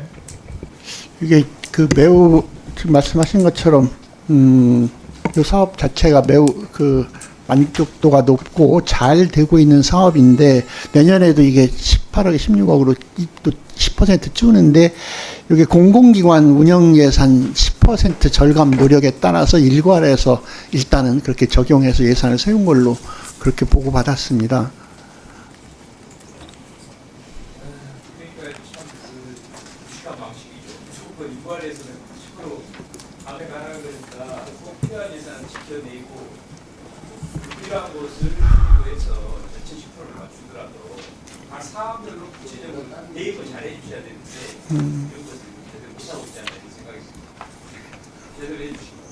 네, 실제로 일차적으로 예산을 세울 때 그렇게 세웠다 하더라도 실질적으로 꼭 필요한 사업은 다시 꼭 필요하지 않은 곳을 줄여서라도 세울 수 있도록 하고 이것의 그 예산 심의 과정에서 국회에도 적극적으로 설명하고 반영될 수 있도록 하겠습니다. 의원님께서도 계속 관심 갖고 지원해 주시기 부탁드립니다. 네, 수고 많으셨습니다. 다음은 존경하는 김준혁 의원님 질의해 주십시오. 예, 김준혁입니다. 장관님이 아마 세부 내역을 잘 모르실 것 같아서 아까 그 발언하신 이나영 국장님, 예, 국장님하고 직접 이야기하는 게 좀 나을 것 같습니다. 우리나라의 외국인 유학생은 크게 종류가 좀 어떻게 되고 있나요? 우리나라로 들어오는 외국인 유학생의 큰 종류.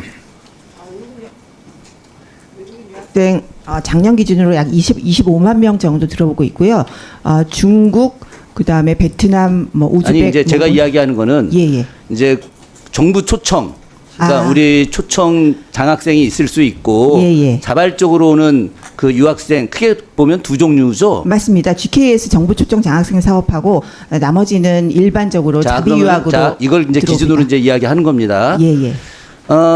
GKS 장학생으로 초청된 장학생의 이탈률 비율하고 자발적으로 유학 온 유학생들의 비율, 유학하다가 중도 포기하는 비율 차이는 어떻습니까? GKS 장학생 담당은 제가 그 국립국제교육원이라 정확한 중도 탈락률은 모르는데요.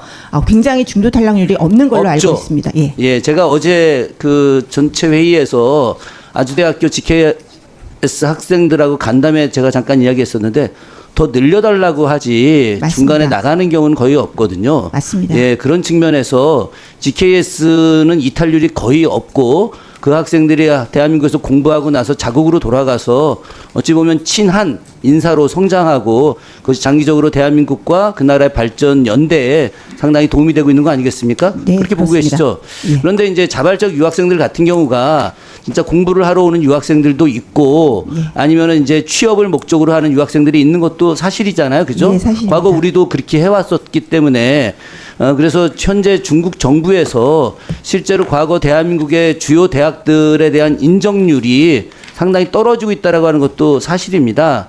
그런 측면에서 이제 일반 사립대학은 외국인 유학생을 좀 더 늘려달라라고 하는 요청이 있는 것도 사실이고 또 정부 쪽 입장에서는 외국인 유학생이 유학을 핑계로 대고 들어왔지만 실제 일하는 경우가 많기 때문에 이것에 대한 이제 비율 조절하는 것도 사실 굉장히 고민스러운 일인 거죠. 네, 그렇습니다. 예. 자, 하여튼 요거를 먼저 좀 명확히 하고 GKS 이탈률이 없다는 것을 이제 교육부가 좀 더 내용을 좀 제대로 이야기해서 교육원하고 이야기해가지고 저는 좀 그 관련된 성과를 차분하게 발표를 해줬으면 좋겠다라는 생각으로 말씀 좀 드립니다. 네, 자, 이제 장관님께 질의드리겠습니다. 장관님,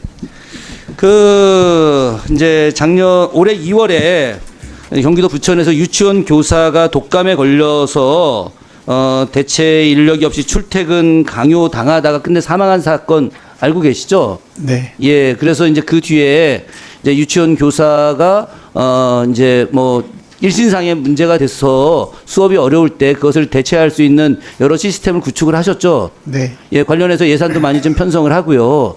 그런데 문제는 뭐냐면은 우리가 이제 유보통합 이야기 하는데 어린이집 교사들 같은 경우가 이렇게 개인적으로 건강에 문제가 생기거나 여러 가지 일신상의 문제가 생겼을 때 대체 인력과 관련된 시스템이 말은 구축한다고 하면서 제대로 이루어지지 않고 있다는 게 문제입니다. 대체 교사 수요가 매우 좀 부족하다는 거죠. 2025년 기준으로 보게 되면 그 대체 교사 관련해서 대전 60%밖에 안 된다는 거예요. 왜 이렇게 좋은 취지로 만들어냈음에도 불구하고 그 어린이집 교사들에 대한 대체 그 비율이 60%밖에 안 되느냐. 이게 예산상의 부족이냐, 아니면 시스템의 부족이냐, 아니면 교육부 정책 의지의 부족이냐. 이 점에 대해서 잠깐 좀 말씀을 해 주시죠. 실제로 그 지역별로 차이가 나는 게 의원님 지적하신 것처럼 그건 있습니다. 광주는 85%고 대전은 60%고. 네, 대전이 제일 낮긴 한데요. 그 정확하게 한 가지. 자, 그러면 핵심적인 이야기만 하겠습니다. 네. 그건 뭐 지금 차이를 구체적으로 말씀드릴 수는 없다라고 하시는 거. 예. 그럼 앞으로 2026년 이후에 어린이집 교사들에 대해서 더 처우에 대한 문제를 더 강하게 추진하셔야 된다는 겁니다. 네, 그래야 되니까. 네, 네. 네, 수고 많으셨습니다. 다음은 존경하는 이인선 의원님 질의해 주십시오. 네. 장관님, 그 지방에 있는 지역 소멸과 대학 위기에 대해서 정부가 공립대학에 대한 재정 지원을 확대하고 있는 것은 이해를 합니다. 왜냐하면 지역 거점 대학을 육성해야 되고 또 첨단 산업 인재를 육성해야 되는 부분, 또 공립대 병원을 연구 역량을 확대하는 부분, 이런 거는 충분히 이해를 합니다. 근데 지금 오늘 제가 예산 질의에 보면 PPT를 띄워주시기 바랍니다. 결산을 가만히 보니까 국립대가 지금 현재 받고 있는 예산을 제대로 소화를 하고 있는가에 대한 의문이 조금 드는데요. 이 사업비를 보면 이제 위에 보면 확충 사업이 제일 위쪽에 있습니다. 이 확충 사업이 지금 집행률이 43%고 보면은 전체적으로 59% 이제 집행률이 있습니다. 근데 경계로도 중간에 BTL 정부에서 주는 BTL 사업은 95%라고요. 이건 이제 민간이 들어온 이제 BTL은 집행률이 높고 정부 대학에서 집행하는 집행률이 매우 낮습니다. 이해하시죠? 구분이 네. 되어 있습니다. 그렇죠? 예. 그런데 이러한 것도 참 민간하고 대학에서 직접 집행하는 부분이 차이가 많은 거에 대해서 각성해야 되는 부분이 있는데요. 다음에 또 보니까 지금 이런 2월액들도 보면 지금 2023년부터 해서 계속 증가를 하고 있습니다. 그죠? 그래서 이런 2월액들이 많은 부분에 대해서 이 교육부에서는 이 극단의 조치를 좀 해야 되지 않느냐 생각이 들고요. 조금 전에 어느 의원님이 질의를 하셨는데 반도체 공동연구소 건립 사업이 어제도 얘기했습니다만 그 권역별로 충남대, 전남대, 경북대, 부산대 이런 대학들이 사업비를 가져갔습니다. 근데 그 보면 물론 밑에 뭐 전북대, 강원대도 있습니다만 전체적으로 다 지원을 했는데 그 자체를 보면은 그야말로 이 사업이 집행률이 제로고 그 다음에 실제로 전체 사업 누적 실집행률은 6.6%입니다. 제일 오른쪽에 있습니다. 6.6%인데 실제로 다 제로입니다.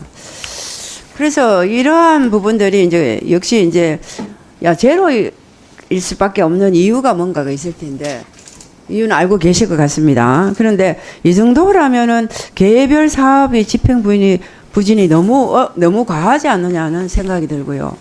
그래서 이렇게 수백억의 국비가 대학에 장기간 묶여 있는 상황이라서 어느 언론은 대학에서 이자 사업만 하고 있다 이렇게 언론에서 나는 걸 봤습니다.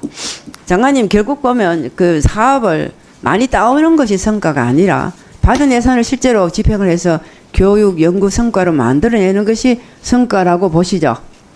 그렇죠? 네. 예.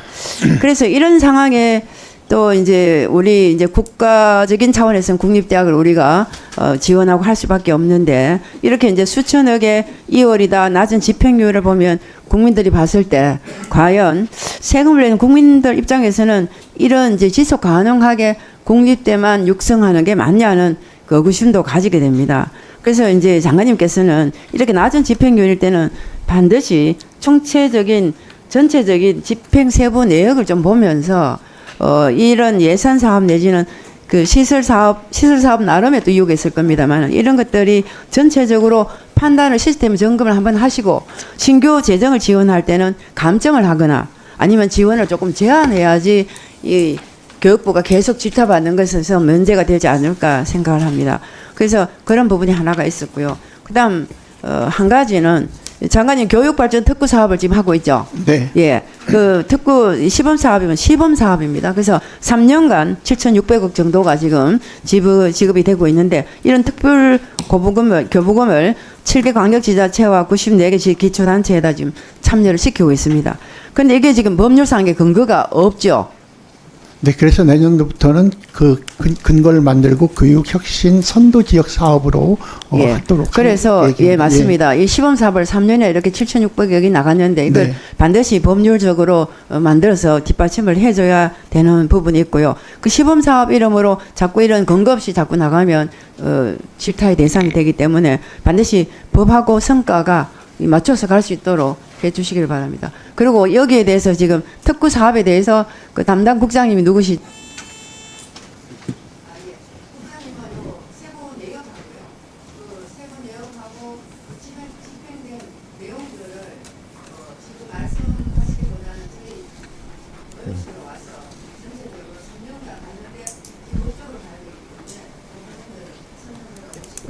예, 교원 교육자치지원관입니다. 예, 그렇게 진행하도록 하겠습니다. 네. 네, 인선 위원님 수고 많으셨습니다. 다음은 존경하는 고민정 위원님 질의해 주십시오. 네, 지금 이제 교부금에 대한 의견들이 굉장히 뜨겁게 많이 올라오고 있는데, 제가 지난번 업무보고 때도 말씀드렸지만 40년 이상 된 학교들이 여전히 무척이나 많이 있다. 한 절반가량인 겁니다. 그러면 이 학교들을 현재 있는 교부금 액수만으로는 다 감당이 불가능한 것이죠. 그래서 지난 문재인 정부 때에서도 그것을 단계적으로 해보려고 계획도 세우곤 했었는데도 이게 턱이 없거든요. 그러면 현재 앞으로는 어떻게 이걸 할 거냐. 그러니까 기재부산식으로 가든 교육부 원하는 방식으로 가든지 간에 남아있는 그 교부금 안에서 연간 단위로 몇 개 학교씩을 개선해 갈 건지에 대한 보고를 좀 해주시면 좋겠습니다. 그리고 유보 통합에 대한 걱정들이 굉장히 많은데 이거 언제까지 계속 미룰 수는 없을 것 같거든요. 이제는 한 개씩 좀 정리를 할 필요가 있는데 일단은 당장 급한 거는 어린이집 선생님들하고 유치원 선생님들하고의 기준을 어떻게 맞출 것이냐. 이게 하루아침에 되지는 않을 겁니다. 왜냐하면 유치원 선생님들은 시험을 봐야 되고 그 특정 학과를 나오셔야 되는데 어린이집은 그렇지 않다 보니 그러나 어린이집에 아이들을 보내는 부모 입장에서는 유치원 수준의 아이를 보내는 것으로 이제는 문화가 아예 바뀌어버렸거든요. 네. 그래서 하향 평준은 안 될 것 같고 상향 평준을 하려면 시험체계 어떻게 할 건가. 그리고 무엇보다 어린이집 선생님들의 연봉 체계를 유치원 선생님들만큼 전 올려줘야 된다고 생각해요. 동의하십니까? 네. 예.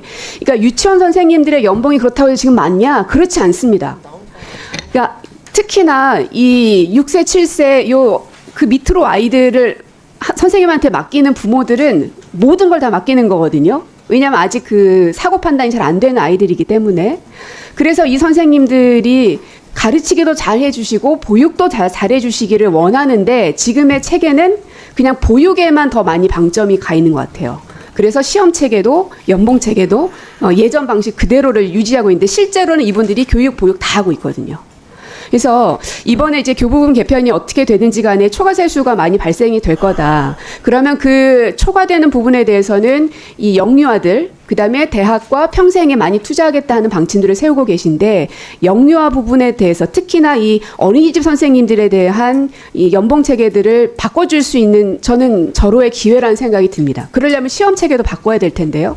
그래서 이거를 연차별로 어떻게 가져갈 것인지에 대해서 혹시 계획이 있으시면 저희 방에 좀 보고를 해주시면 좋겠습니다. 조치해 주실 거죠, 장관님? 네, 국교위에서 어저께 일단 분과에서 그러니까 1차적으로 한 안을 저희들 검토했습니다만 현실을 반영해서 저희 생각을 정리해서 보고 드리겠습니다. 네, 알겠습니다. 자, 그리고 정부가 3대 메가 프로젝트를 아주 역점 사업으로 하고 있는데 그중에 이제 우리 교육부가 포함이 되어 있는 게 부트캠프입니다. 이게 보니까 AI 등 첨단 분야의 전문 실무 인력을 양성하는 거예요. 그래서 23년부터 쭉 이제 그 투자를 해서 해왔는데 25년엔 682억 정도였는데 26년에 한 2배가량으로 늘렸거든요. 그래서 야, 이렇게 예산을 많이 넣었는데 그럼 지금까지의 성과는 어떤가 하고 봤는데 성과를 우리가 지금 받아보기에는 조금 기간이 좀 짧았던 것 같더라고요. 왜냐하면 첫 번째 했었던 것의 성과가 이제 막 나오기 시작했어요. 그래서 제가 이거를 막 닥달할 생각은 없는데 다만 현재 그 나와 있는 그러니까 23년도에 우리가 부트캠프로 해서 이 학생들의 성과가 어떤가를 봤는데 그냥 일반 대학 그 졸업자들의 평균 취업률하고 별반 다르지가 않습니다. 그래서 이게 상당히 많이 높아져야 우리 정부가 투자한 것에 대한 그 효능감을 좀 느낄 수 있겠다 하는 말씀을 드리겠고요.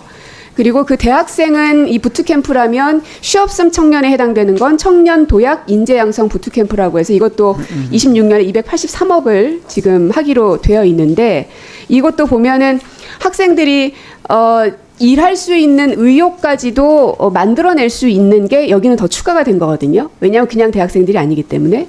그런데 그 점검하기 위해서 만들어 온 성과 지표에 보면 일할 의욕을 되찾아줬는지의 여부를 알아볼 수 있는 체크리스트.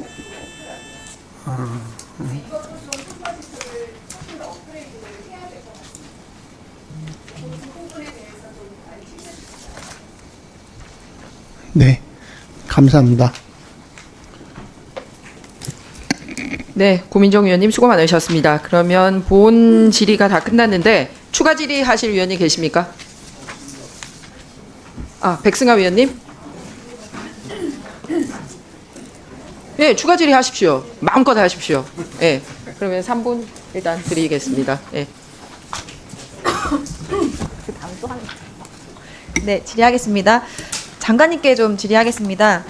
교육 재정이 많다고는 하지만 정작 학교 현장은 그렇지가 않습니다. 지난 5년간 40년 이상 노후 학교시설 수화 비율 모두 늘었는데요. 저는 이게 단순히 돈이 부족해서 생긴 문제만은 아니고 써야 할 곳에 제대로 쓰지 않은 교육부의 어떤 재정 운용에도 문제가 있다고 봅니다. 대표적인 사례가 윤석열 정부 교육발전 특구인데요. 지금 이 교육발전 특구는 별도의 법적 근거도 없는 시범 사업이었는데 24년부터 26년까지 지역 현안 특별 교부금에서만 7,638억 원이 투입됐습니다. 장관님, 지역 현안 특교 주로 어디에 쓰던 돈입니까?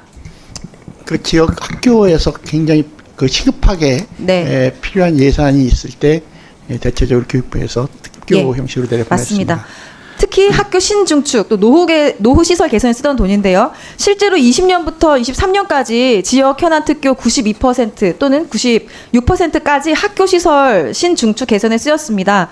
그런데 교육발전 특구가 시작된 2024년에는 54%까지 떨어졌습니다. 그러니까 노후 학교는 늘어나는데 학교 시설에 쓰던 재원을 다른 사업에 쓴 거예요.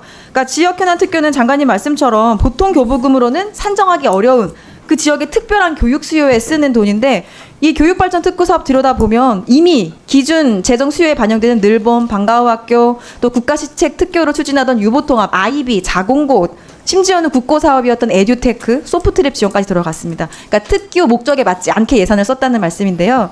지난 국감에서도 지적한 적이 있는데 이 배분 기준에서 관련해서도 문제가 많은 게요. 부산과 대구는 300억, 202억 신청해서 전액 다 받았고요. 제주는 100억 신청해서 66억만 받았습니다. 그러니까 어디는 전액 주고 어디는 삭감인지 기준도 명확하지가 않고 뭐 인구를 고려했다는 설명은 납득하기가 어렵고요.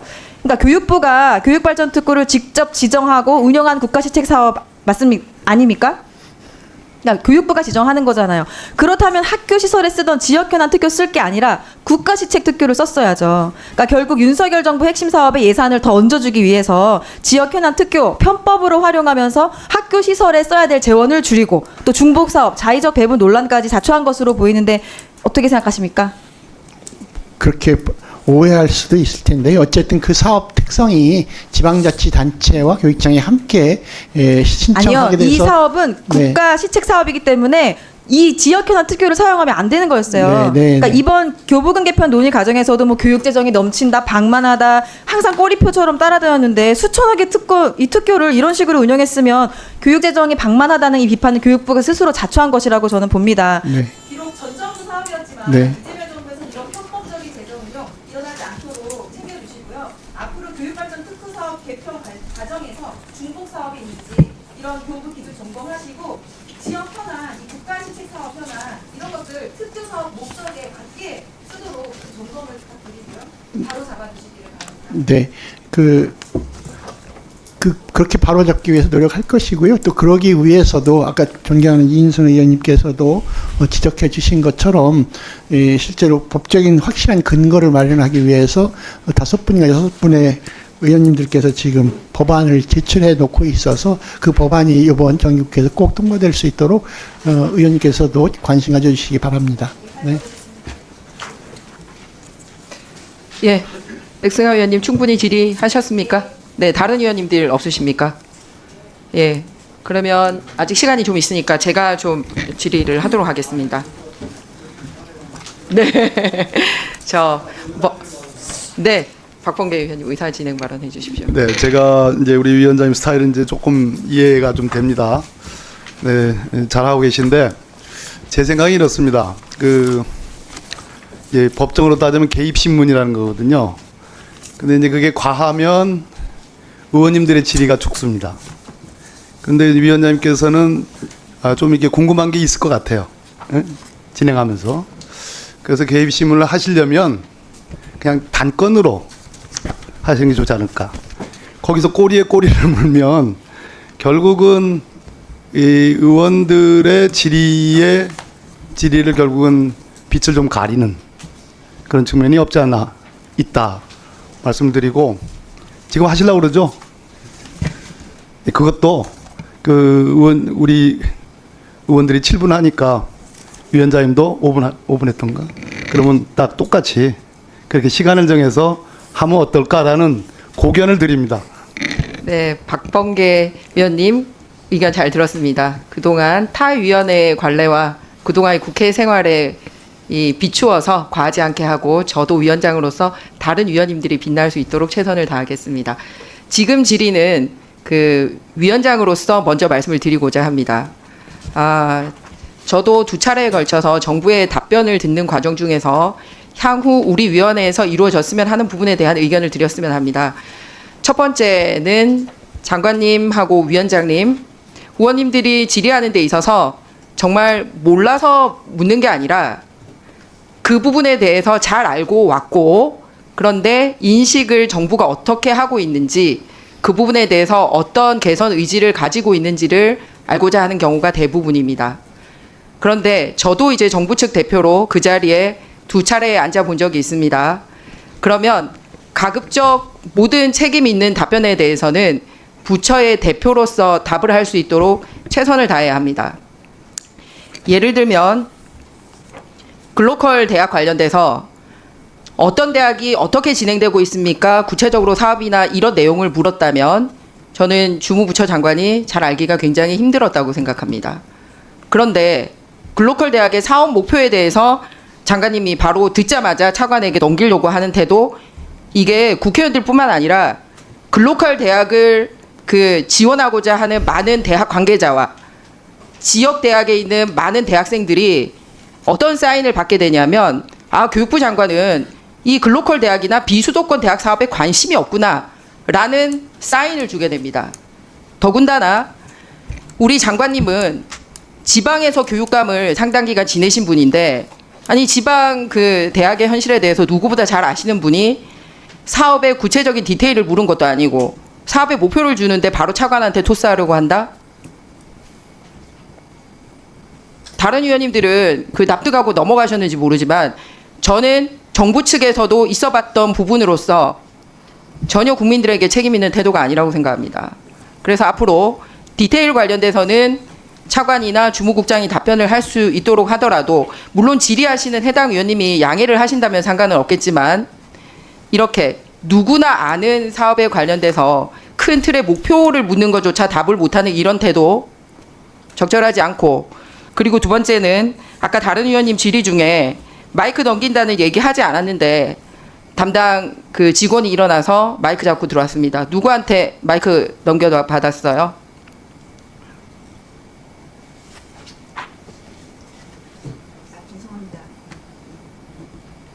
국회의원들도 저한테 지명받고 답변합니다. 더군다나 해당 의원의 질의 시간을 까먹는 거잖아요. 그래서 정부 부처가 그동안 국회를 어떻게 대왔는지 보여주는 부분이라 제가 말씀드립니다. 장관님, 위원장님, 책임 있게 적어도 국민들이 잘 알만한 사업에 대해서는 책임지고 답변해 주시겠습니까? 네, 명심하겠습니다. 예, 그렇게 하겠습니다. 다음으로 위원장님 관련돼서도 또 함께 말씀드립니다.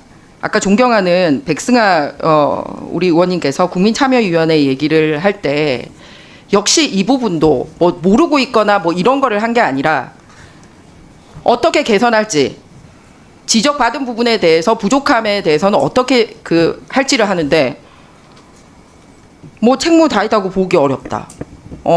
그럼 나 잘 못했다. So what? 너 어쩔 건데? 거의 이런 태도로 답변하셨어요. 저만 그렇게 들은 거 아닙니다. 저 백승아 의원님이 여당 의원이시고 하니까 굉장히 점잖게 또 교육적으로 이렇게 질문을 하셨지. 그것도 한두 차례가 아니라 수차례에 걸쳐가지고 그래서 여러 번 반복해서 저 개선의 의지를 밝힐까 했더니 이미 내가 들어온 다음에는 잘하고 있어. 그런데 왜 자꾸 그런 질의하세요? 라고 들릴 수 있도록 그렇게 했습니다. 그래서 제가 두 가지 태도를 말씀드리는 게 책임 있게 수장으로서 미루지 말고 답변해달라는 것과 그리고 두 번째는 교육자시니까 더 잘 아시리라고 생각합니다. 성과가 미흡한 부분에 대해서는 국민들 앞에 그리고 지적하신 의원님들 앞에 죄송한 마음 그리고 그걸 어떻게 개선할 건지에 대한 거를 보여야 되지 않냐. 그게 질문하시는 분의 의도인데 그냥 거의 보면은 질문하시는데 땜빵하고 가자 뭐 이런 식으로 한다면 제가 답변하는 시간 충분히 드리는 그런 보람이 없지 않나 이런 생각입니다. 아마 이 분위기는 다른 분들도 똑같이 느꼈으리라고 저는 생각을 합니다. 그래서 위원회 답변과 관련돼서 제가 말씀을 드렸고요. 이제부터는 제 개인 질의 좀 하겠습니다. 교부금 관련돼서 몇 분 의원님들 질의가 있었는데 확실하게 대답은 안 했으나 상당히 언론에 나오는 게 오보가 아닌 듯한 대답을 하고 계셨습니다. 오늘 장관님이. 그래서 저희는 어쨌든 교육계 현장의 목소리를 대변하는 교육위원님들이 많이 가 계시는데 현재 나오는 뉴스는 교육부가 원하는 방식이 아니고 진행되는 이런 내용이 나오고 있거든요. 그래서 이 산식 새로 하는 부분에 대해서 거의 합의가 이루어져 가고 있는 건지 연동률을 끝까지 지키는데 변화가 있는 건지 이 둘 중에서도 방향이 전혀 안 잡혔습니까? 장관님. 네, 산식과 관련해서는 일정하게 어느 것이 더 변동성을 줄이고 실질적으로 지원이 이루어질 수 있도록 할 것인가 하는 것에서 많이 합의가 됐고요. 그다음에 다들 염려하고 있는 교육계에서 특히 염려하는 내국서 20.79%라고 하는 기준선을 또 어떻게 지켜나가면서 할 수 있을 것인가를 같이 함께 서로 양보하기도 하고 서로 뜻을 모아가기도 하면서 거의 두 가지 다가 지켜지는 그런 안을 거의 만들어가고 있다고 말씀드리겠습니다. 말씀하신 대로라면 내용상 그 정도 수준을 유지한다라는 거지 20.79%라는 연동률은 포기하는 걸로 들리는데 맞습니까? 그거는 아직 최종안이 확정이 안 돼 있어서 그러니까 교육부의 교육계의 주장과 기획예산처 주장이 완전히 타결이 안 돼 있어서 조금만 좀 기다려 주셨으면 좋겠습니다. 그러면은 장관님은 입장에서 새로운 산식을 만드는 안과 요율을 지키는 안 중에 교육부의 명확한 입장은 뭡니까? 교육부는 처음부터 20.79%라고 하는 기준선을 지키는 속에서 초과세수가 있을 때 그 초과세수에 해당하는 부분을 교육계의 다른 아까 여러 의원님이 말씀하신 것 같은 고등교육이나 영유아교육이나 AI 교육이나 이런 새로운 곳에 쓸 수 있도록 그 미래 인재 기금으로 하는 것에 관해서는 처음부터 크게 이견이 없었습니다. 지금 말씀을 혼자서 쓰고 계시는데요. 새로 도입될 산식을 바란다는 겁니까? 아니면 그냥 무조건 연동률을 원한다는 겁니까? A와 B가 동시에 갈 수는 없습니다. 일단 교육부의 입장은 그 연동률을 지키는 선에서 실질적으로 그 지방재정교부금이 그 과도하게 늘지 않도록 일정하게 캡을 씌우는 것에 관해서는 처음부터 제안을 하고 있었습니다.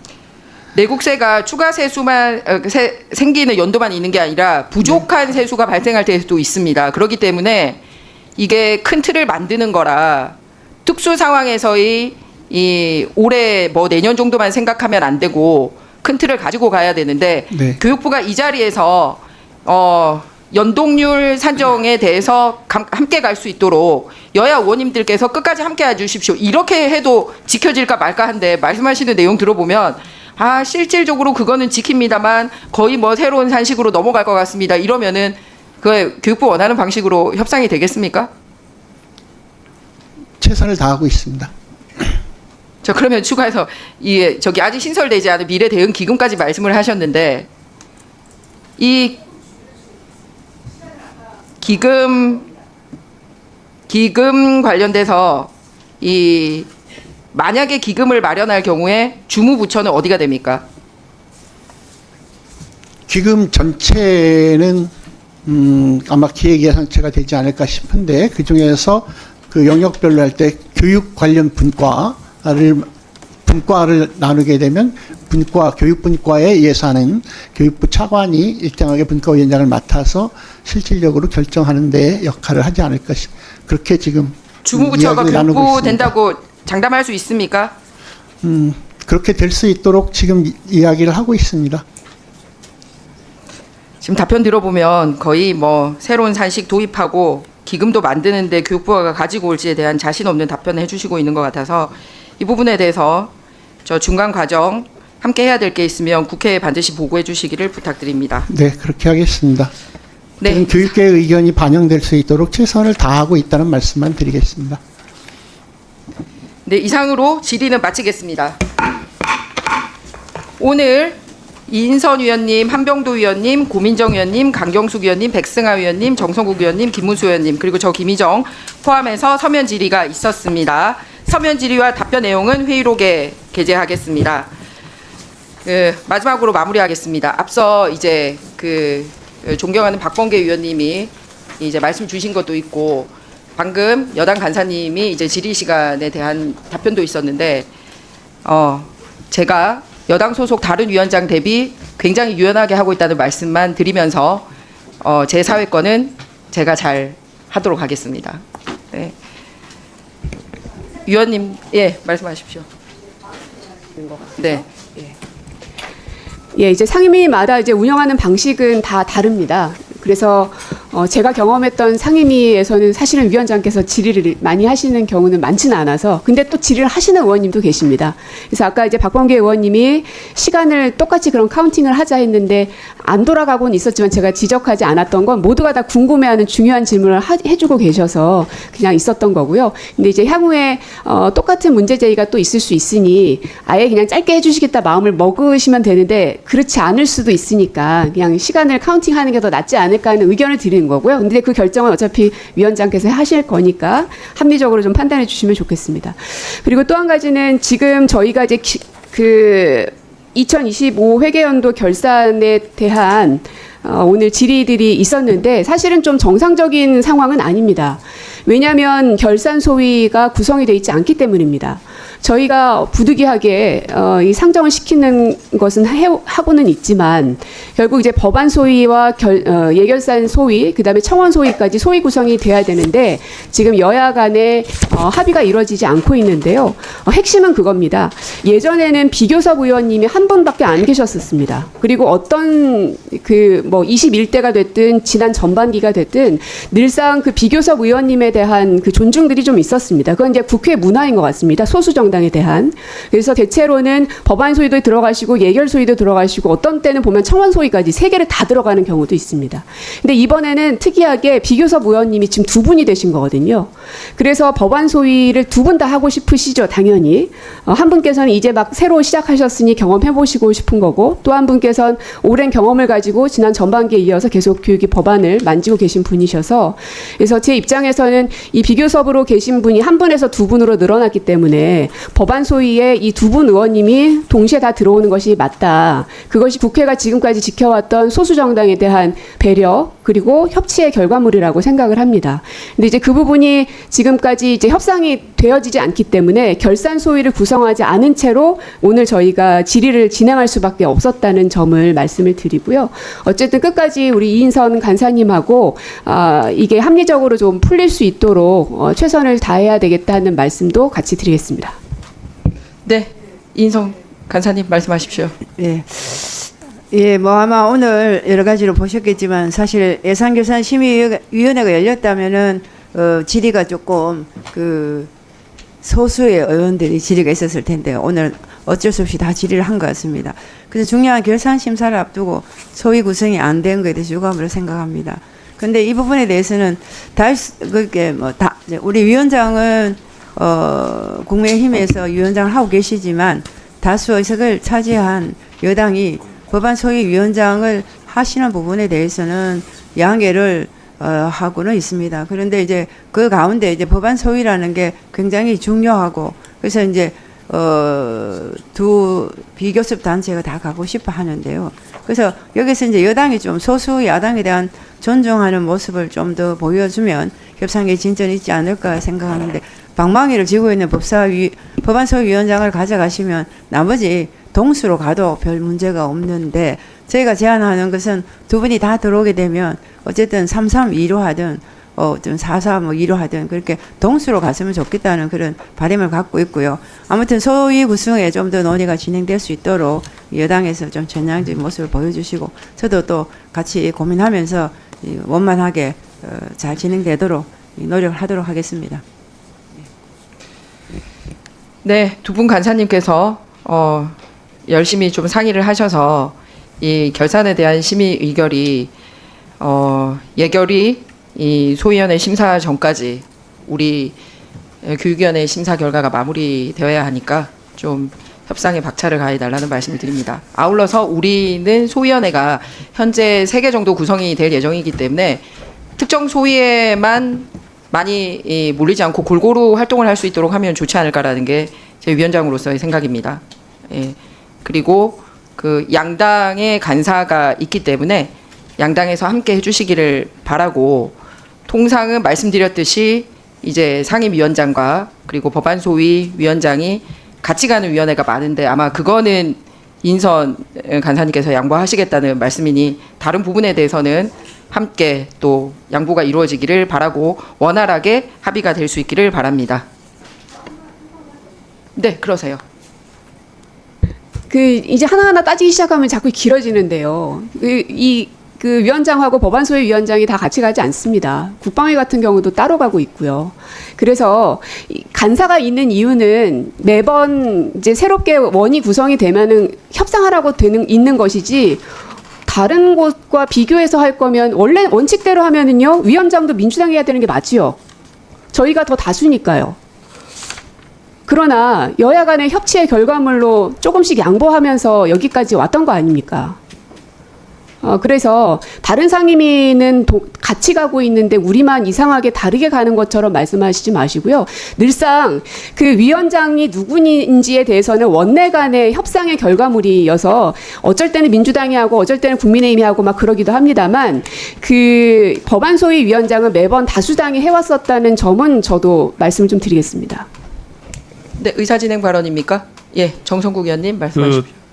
충분히 의견이 나뉠 수 있고 또 협상이 더 필요하면 해야 됩니다. 해야 되고 그런데 이게 위원장 몫을 민주당이 가져왔어야 되지 않느냐는 식으로 여기까지 확대를 내버리시면 예, 그러니까 그런 식으로 받아들이는 표현보다는 그러면 21대 국회 때는 왜 그 전까지는 왜 그러면 그 제1당의 의장은 제1당이 가져가고 2당은 법사위원장을 가져가고 이런 부분들에 대한 관례가 있었잖아요. 왜 이 교육에서 그런 이야기까지 하면서 또 확대시켜 버리면 이야기 복잡해지는데, 그렇게 하기보다는 지금 풀리지 않는 이 현안 자체에 대해서 집중하면서 서로 의논하시면 좋겠습니다. 고민정 간사님, 당사자인 제가 듣기에도 많이 불편했습니다. 저 국회 본회의에서 선출해서 이 자리에 있는데 말씀하신 대로라면 위원장도 민주당이 가져갔어야 된다는 발언. 네. 예, 아니 지금 마이크 드릴 테니까 저기 정정하시길 바랍니다. 제가 마치 욕심내서 법안 소위위원장을 우리가 가져와야 된다. 제가 그 말 한마디도 한 적 없습니다. 다른 상임위 위원장과 법안 소위가 그렇게 간다 하고 원칙을 잡고 말씀하시는 것 같길래, 그렇게 따지면은 저희는 아까 인선 의원님이 그 말씀도 하셨어요. 만약에 그 비교섭 2명이 들어오게 되면 국민의힘과 민주당이 동수로 3-3으로 가자. 그거는 됩니까? 예, 마무리하시고 또. 예. 아니 잠깐만요. 예. 예, 고민정 위원님 마무리하시고 또 김준혁 의원님 말씀하시기 보통은 바랍니다. 한 분이 말씀하시고 그냥 각자의 의견을 하고 그냥 끝내는 게 통상인데, 위원장님께서 그거를 유감스럽게 저에게 말씀을 주시는 것 같아서 개인적인 사과를 담아서 말씀드리는 건 아니니까요. 뭐 거기에 대해서 오해 없으셨으면 좋겠습니다. 네, 김준혁 의원님. 네. 오늘은 결산과 관련된 내용이고, 지금 이런 문제는 우리 여기 지금 정부 부처 관계자들도 다 나와 있는 데서 이렇게 논의하는 거는 적절하지 않다고 생각하니까 여기서 마무리하는 것이 더 좋을 것 같습니다. 네.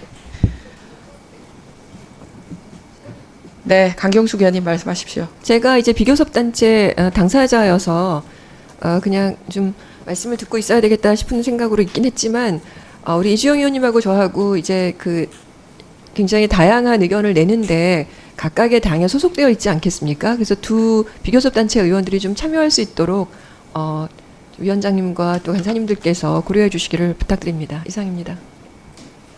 네, 이주영 의원님.